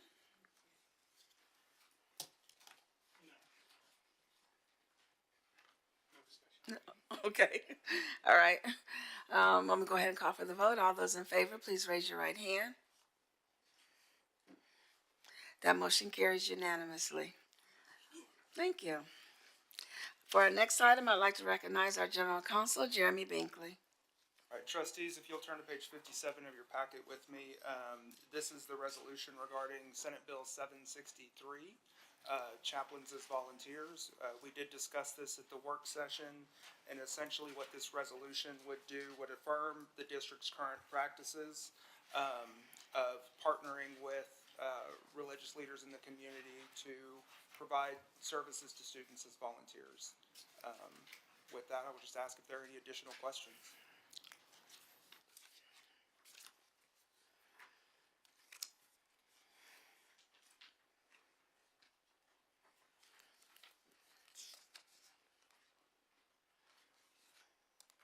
Okay.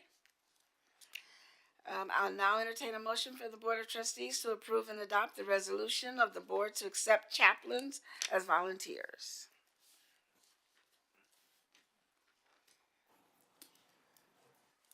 Madam President, I move that the Board of Trustees approve and adopt the resolution of the board to accept chaplains as volunteers. Second. It's been moved by trustee Newhouse and seconded by trustee Adams that the Board of Trustees approve and adopt the resolution of the board to accept chaplains as volunteers. Is there any discussion? I'd like to share that there was a letter sent to the board just today, and I have copies at your stations. So I asked for this to be pulled from the consent agenda. I have no objection to chaplains serving as volunteers in our district. They've been doing it for since before I got here, been doing a very good job. I do object to being compelled by the state legislature to pass a resolution on the issue. Can we, I'm curious, what role are the chaplains? I know that we have the Ministerial Alliance. I know that they pray on the weekends in some of our schools, but this seems to be a little bit more in depth. So I'm curious, can someone explain to me what the chaplains are doing in the schools right now? And so I'm hoping Miss Carol is here. I know I saw her earlier. There she is. I may go ahead and ask her to walk up real quick. And as you'll see in the resolution, we actually specifically identify our Ministerial Alliance because that is the group that provides a lot of these supports and mentoring. And I know our Ministerial Alliance, we have mentoring programs that they're doing with us. They are volunteering. They're doing the circle around the flagpoles sometimes in the mornings, and partnering throughout the district to provide different services to both our students and the community as a whole through their organizations. So this doesn't change any of that. I will say I think this bill probably had a different intent when it was originally filed. It also appears to have been significantly watered down since the original filing of the bill, and arguably could open the door for districts to do other things with chaplains. However, what we're affirming here is simply to continue doing what we've already been doing. You know, we have a great long-standing history with our Ministerial Alliance, and I did ask Ms. Carroll to come up, and she can certainly speak to that briefly if you would like her to. Good evening, President Durant, members of the board, Dr. Hinojosa. To Mr. Binkley's point, we do have a very strong ministerial alliance, and they do support our students and our schools and our staff in terms of the work that they do with our students. They do serve as volunteers and mentors, and at some of our high schools, they actually work with students who are in-school suspension and just kind of as mentors in that capacity. They do have prayer at the flagpole on the first Fridays of every month. It is optional for participants and for students. They are there to pray, and anyone who is interested can come up voluntarily on their own. They also adopt our teachers during teacher appreciation. They provide blessing bags to all of our staff members, things like that. And so they certainly are volunteers and mentors in the district. So, Mr. Brink, do we know if this, have we received any feedback from the current chaplains that we're working with in regards to this Senate bill? I'm just curious. Any feedback? I have not seen any specific feedback, no. I do know I have seen commentary out on the internet and through other organizations that this bill is generally not supported by Texas religious leaders. And I think part of that is because this bill could allow districts to employ what they call a chaplain. And I say that because I want to be very careful. I know different religions have different terms that they use for their leaders. And so I want to make sure we're not exclusive, that we are inclusive. And so I'm going to use the word chaplain because that's what they use in the bill. But I'm seeing that as religious leaders throughout our community. So the bill would allow districts to employ a chaplain in a position that would otherwise require certification. We're not doing that here. That's not what this resolution does, and that's not what Spring ISD does. If somebody happens to be a chaplain or a religious leader and is also certified and qualified for a position, they're certainly welcome to apply. Similarly, just being a chaplain or a religious leader is not enough to be a volunteer. You have to meet our volunteer standards, which is what this resolution affirms, is allowing them to volunteer. So I think that's why we're seeing a lot of the pushback from those groups, because they're looking at it saying we don't want to be counselors either. We have our role, we have our lane, and we're not looking to come in and replace counselors in schools, which is really what was the original intent of the bill when it was filed. As I said, it did get watered down by the time it made it out of the Senate the first time even. But again, tonight, we brought it forward to the board to make sure that we were in compliance with the bill. It is odd that this requirement that the board vote on this resolution was not, it was part of the bill, but it did not end up in a statute anywhere. There is no enforcement mechanism anywhere. But it is not our job as administration to make the call whether or not we're going to bring that forward. We bring it and allow the board to move forward as they so choose. Thank you. Trustee Adams? So at the risk of being controversial, this is, in my view, and I'm just speaking for myself, nakedly cynical and political. And I again, what our pastors and ministers do for our district is wonderful, and I fully support it. I do not support, I'm uncomfortable with the way we are being compelled, and this is being codified into law, that we are required to do this resolution instead of doing the business that we were elected and brought here to do. And so, I object to this. I intend to abstain on this vote. I'm not going to participate in their game up in Austin. Thank you, Ms. Carroll. Thank you very much. Ms. Correa? So, I'm reading the text of the bill, and I guess I need some help clarifying what we're doing, because the bill is requiring the trustees take a record vote on whether to adopt a policy authorizing every campus of the district or school to hire a chaplain under section of the education code. And the bill is actually allowing a district to employ a chaplain instead of a school counselor to perform the duties required of a school counselor. A chaplain employed under this subsection is not required to be certified by the State Board of Educator certification. And so I guess I'm a little confused because the bill is asking us to vote on whether we want to employ chaplains and allow them to do what this bill is stating, but this is a resolution just saying that the board is accepting chaplains as volunteers. So I'm a little confused on, I guess, what we're doing. So the bill says we have to vote. Right. The bill says we have to vote. And so that's what we brought tonight is a resolution to vote. This resolution is only to accept chaplains as volunteers and in accordance with our current volunteer policy, GKG local. So, you know, are we being hyper technical in the language and what we're doing? Maybe. But we are complying with the language of a bill, language which was not even codified in statute. So. Yeah.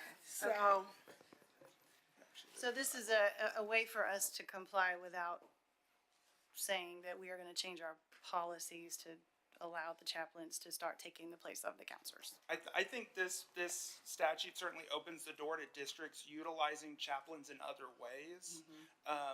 What this resolution basically says is we're going to continue to utilize chaplains and our other religious leaders the same way we have already. Ms. McBride, do you have any insight? The only thing I would ask the board to think about this resolution is saying, the way it's worded, is we're not taking advantage of this additional authority the legislature has granted us to employ chaplains in positions that our district, that the state has said required Chapter 21 certification. But what we are doing is not being anti-chaplain. We're going to continue interacting with chaplains the same way we have before this bill was even passed, under the authority that we had at that time, which was not to excuse the Chapter 21 requirement. So by adopting this, what you're saying is, I'm not taking advantage of that additional power that this new law has given us. We're going to continue to interact with chaplains in our district in the way that we have before, which is in a fair, non-discriminatory manner, whether as an employee or as a volunteer.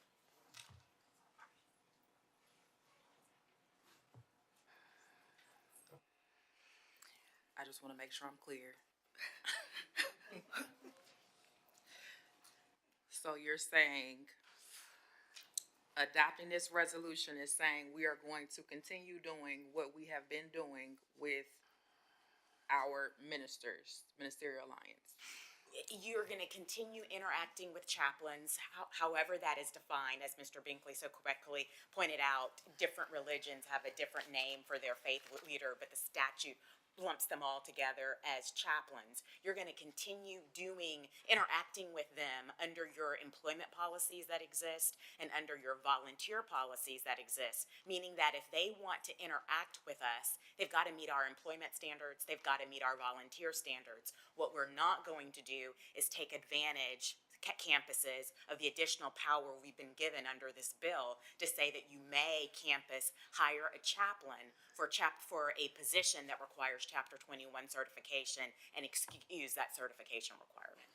So, Mr. Binkley, you mentioned that some districts could have some sort of chaplain program that they institute. Should our board shift,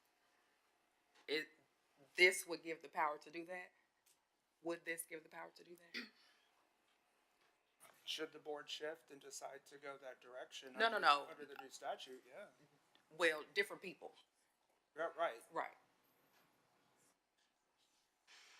Okay. Okay, I just feel there are such two different lanes. We have counselors that are certified and well qualified in their capacity, and that's completely separate from our ministerial alliance and our faith-based leaders in our community. We already have policies in place around how we partner with our ministerial alliance.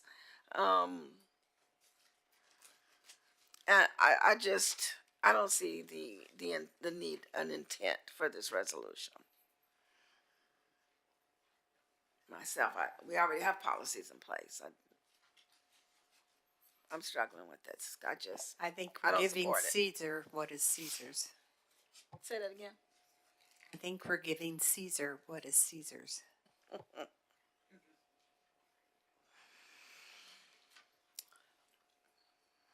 If I'm going to have a big fight, I'd rather it be over something else, frankly.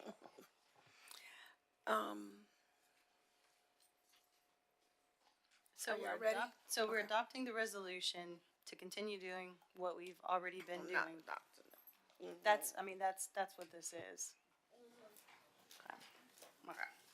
And board members, what this resolution does not do, so you are taking a stand, is telling campuses you may hire chaplains in positions that require Chapter 21 certification. The only authority you're giving campuses is to hire or to interact as a volunteer with chaplains in the same way they have before. So you are taking a position. The position is we're not taking advantage of this additional authority that the statute gives the board.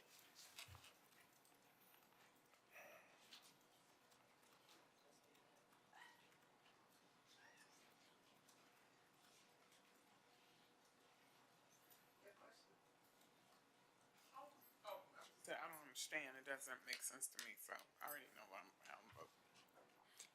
Madam President, I'd like to call for a vote because I'm under the impression that we are keeping exactly what we have now. So I'd like to call for a vote, let it be what it is. Mike, thank you. All those in favor, please raise your right hand.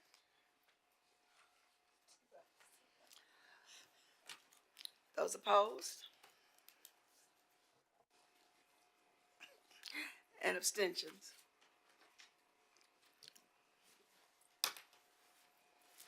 Motion doesn't pass. Motion is declined.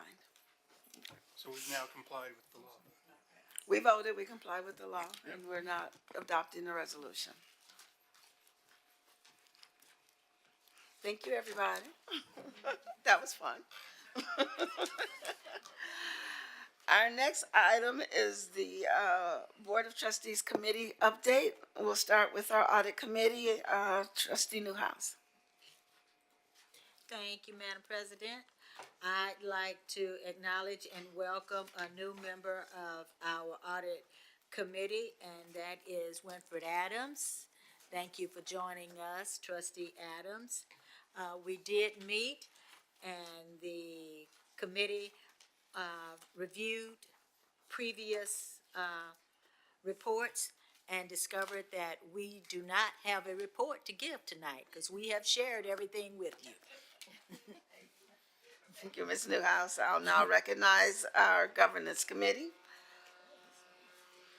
Trustee Hodges. Thank you, President Durant. Okay, the School Board Governance Committee, as some of you may or may not know, we're responsible for evaluating both new and established policies and governance procedures and providing recommendations to the school board. Committee members are required to remain informed about evolving policies, legislation, and regulations that impact the school board and its activities. Effective governance, as you know, is crucial for advancing district objectives, and the Governance Committee plays a pivotal role in promoting governance practices that contribute to the district's success. So, thank you all for allowing me to serve as chair of the committee this year. The Governance Committee, we met virtually on Monday, the 22nd. Board members in attendance were Debbie Jensen, Dr. Jensen, and Winfred Adams, and also representing the school district as well was Dr. Hinojosa. So we had a really good meeting, and for me, it was an opportunity to get feedback from those who served on the committee. Dr. Jensen Winfred Adams and Dr. Hinojosa gave me an overview of what the committee what had been done in the past, what we're currently doing. And so I think it was a good dialogue about the past, the present, and our future objectives. So this year our theme is advocacy and action. We agreed as a committee that as a district we need to educate, meet with legislators and make sure our voices are heard.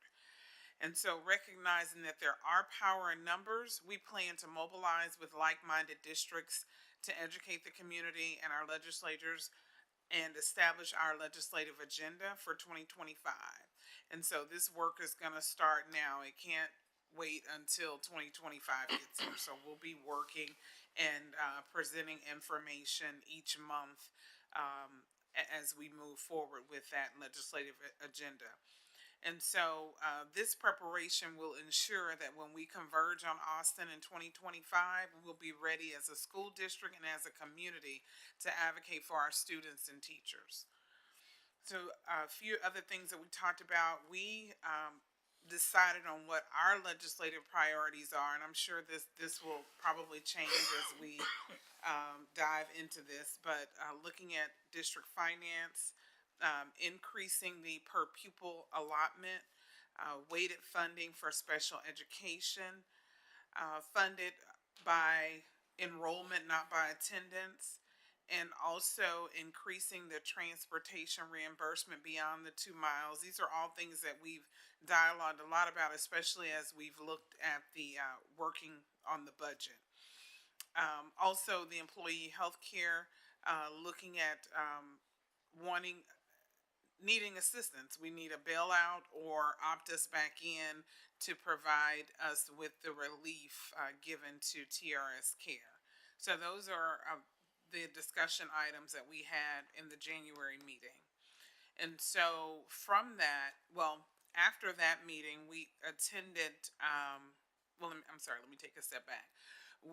Our next steps are to refine our legislative priorities, and then we will identify legislators in the area that we will schedule appointments with and talk with them about some of our legislative priorities.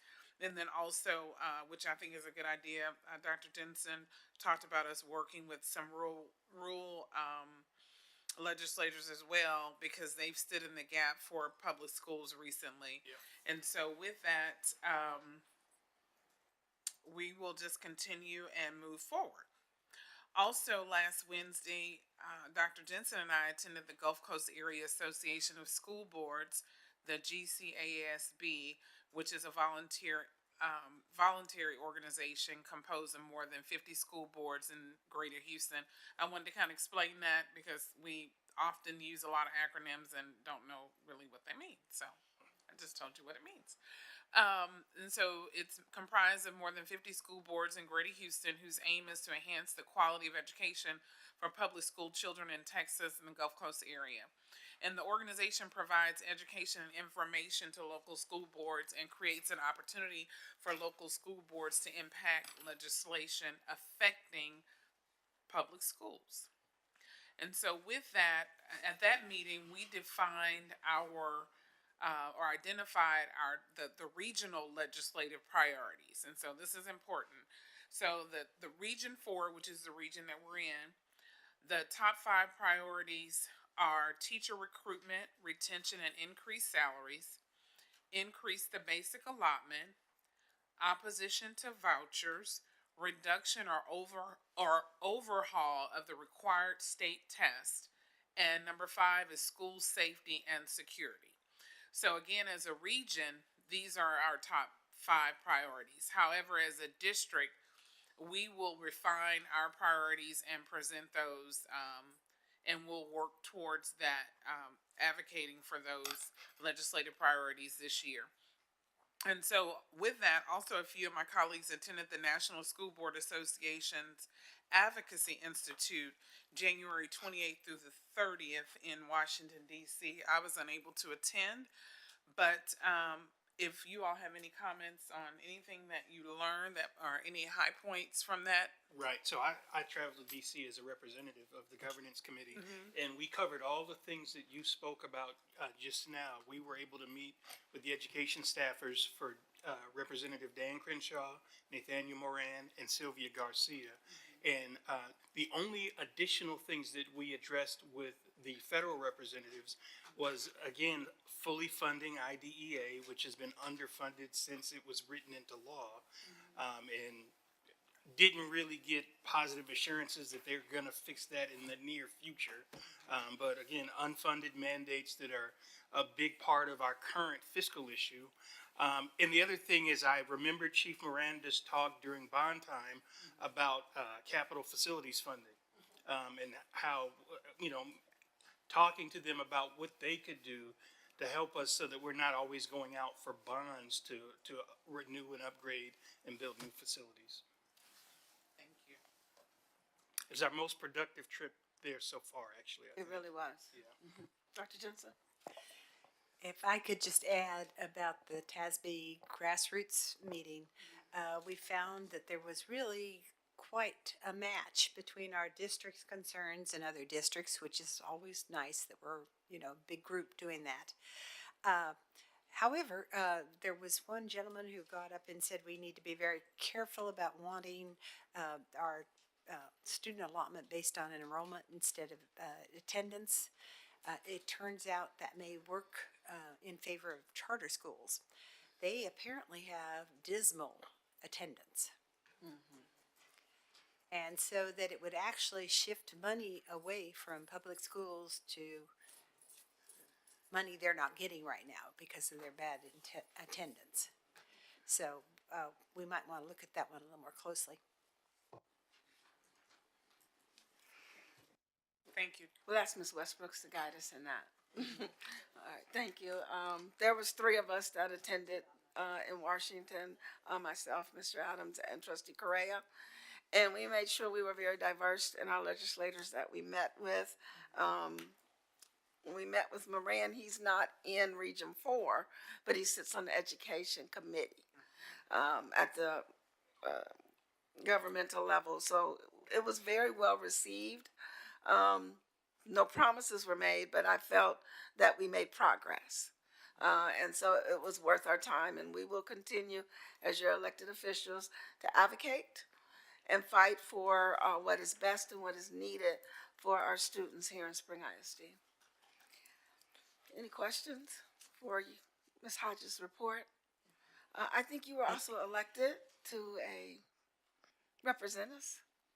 Oh, that's right. You volunteered to Yeah, be Debbie, can you tell us elect about that? representative. I was voluntold. No, you volunteered.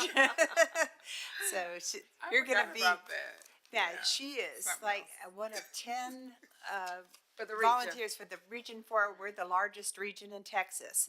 So this is an important thing that It is. Trustee Hodges is going to do for us. Thank you. So I they have appreciate four, it. they have 4 representatives. And she asked me if I was going to do it as well, and I said, I've done it before. And I've done it before, but we're real excited about having you there representing Spring ISD as one of the 10 in the region. So congratulations and thank you. Thank you.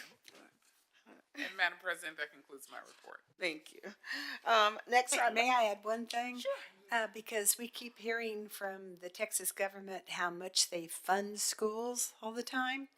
I have a nice graph here that shows with when these their funding versus our costs are adjusted for inflation, their support has actually gone down from 2013 to 2024.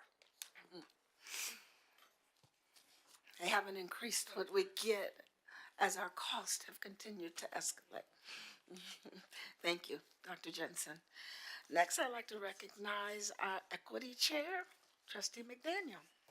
Thank you, President Durant. We too have a new member. Welcome, Dr. Jensen, to the Equity Committee. A lot of my report out was covered with Dr. Ivory's wonderful presentation earlier. So we're continuing our work determining data to correlate with those 10 high leverage recommendations to improve equity from our equity report. And we're gonna look at all 10. We did dive into number 1, which is SEL. We talked a little bit about that earlier. And also revisited our equity committee work plan. So we have a work plan that outlines month after month what our focuses will be. And so what we wanted to do, it already aligns with the domains from the equity study report, but we also wanted to take those 10 recommendations and align them to see, are we already doing that work? And we are. So I'm going to send that out to the committee very soon because I'm working on correlating those. We have a lot of alignment. And so next month we're going to move into diversity in our hiring. We have Dr. King that's going to come and join us next month and engage in that work. So just continuing to work the equity work plan at the same time, moving through those 10 high leverage recommendations. And if there's anything after today that the board would like to see or would like us to, focus on in the committee, please feel free to let me know. Something else exciting that we actually talked about it when Trustee Adams was the lead and we bought the books, but we did not begin. So we're going to start a book study as well. And the book, if you may be familiar, is called Street Data: A Next Generation Model for Equity, Pedagogy, and School Transformation. So looking forward to diving into that to help us in our work as well. If there's anyone that attended the Equity Symposium that was in DC, I was not able to attend that in DC, but if there's anything that stands out, feel free to jump in here as well. There was, and just as you said that, her name escaped me, but there was Dr. Oh, shoot.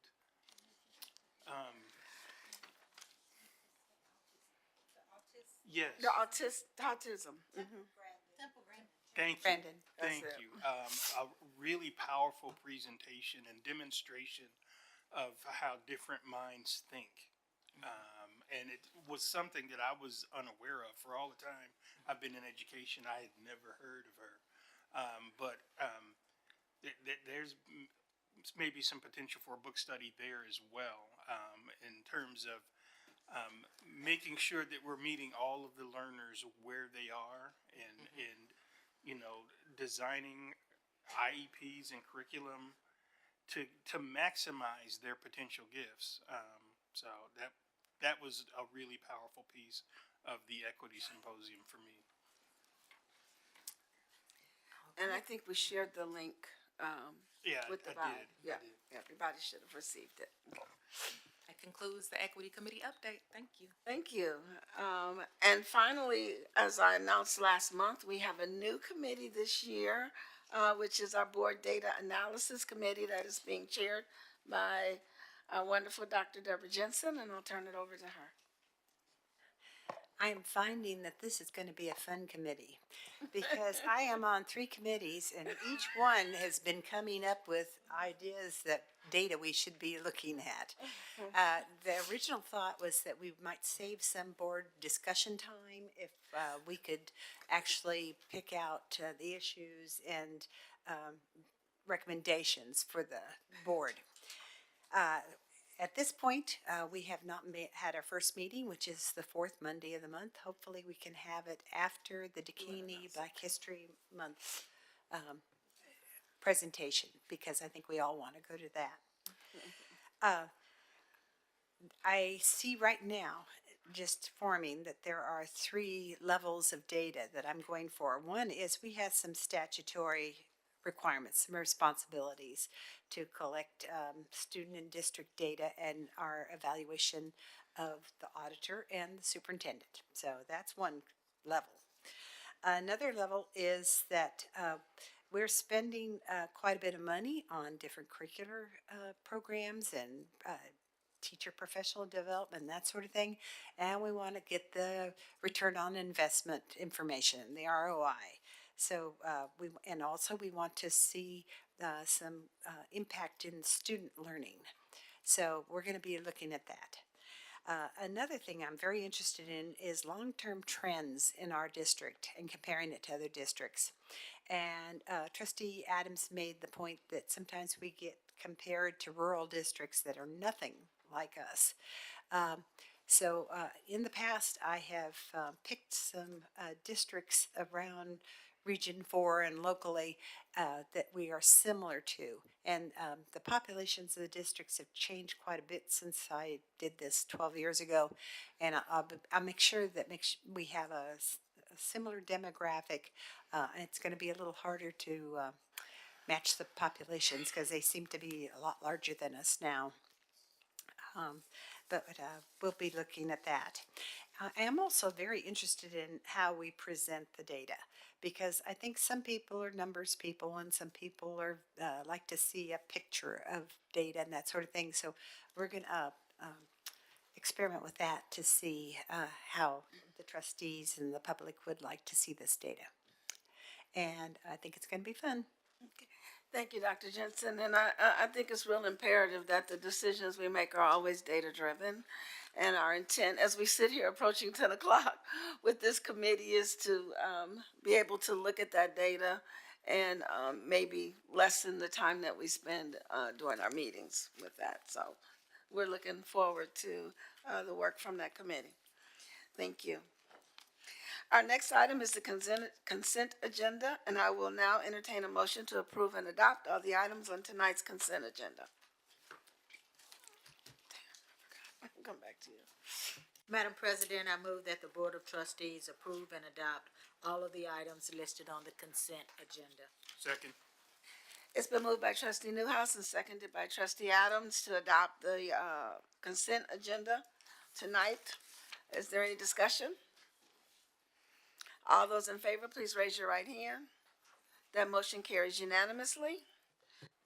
I'm going to pause a minute. Our governance committee had an announcement. They forgot. All right, I apologize. I forgot that we're actually Raise Your Hand Texas is hosting a candidate forum for Texas House District 139, and that's going to be next week at the Community Engagement Center. And so we're asking all the community members to come out. As you know, the seat is currently held by Jarvis Johnson. And so I believe he's running for another seat. So now he's vacated his House seat. I believe he's running for Senate.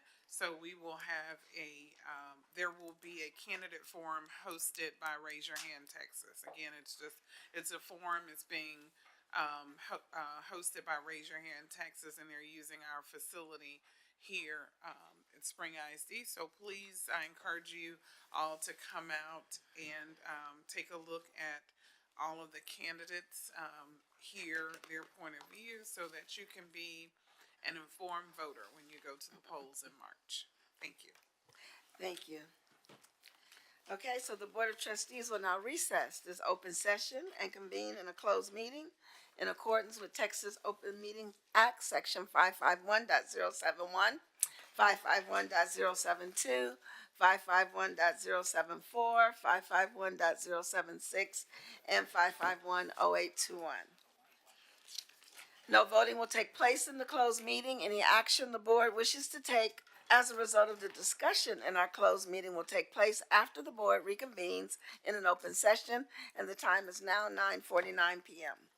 Thank you, everyone. Safe travels home.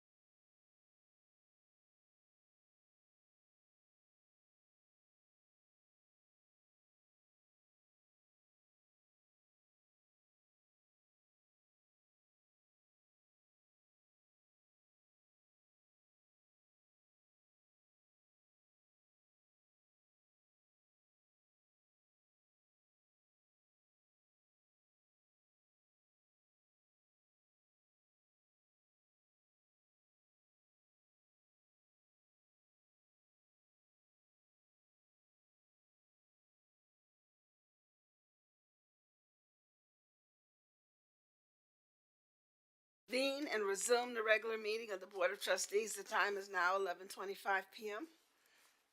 We'll now address any items that was discussed in closed session. Are there any motions? Madam President, I move that the board rescind the final order entered in January 2024 to terminate.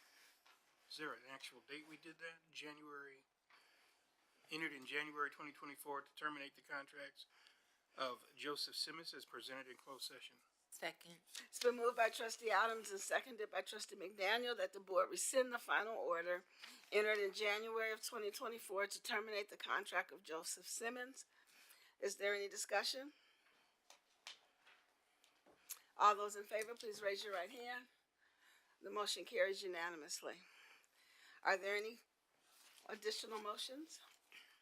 Madam President, I move that the board render a final order to terminate the contract of Rodrigo Lopez Reyes as presented in closed session and to authorize the superintendent or designee to provide notice of the board's action to the impacted employee pursuant to Chapter 21 of the Texas Education Code.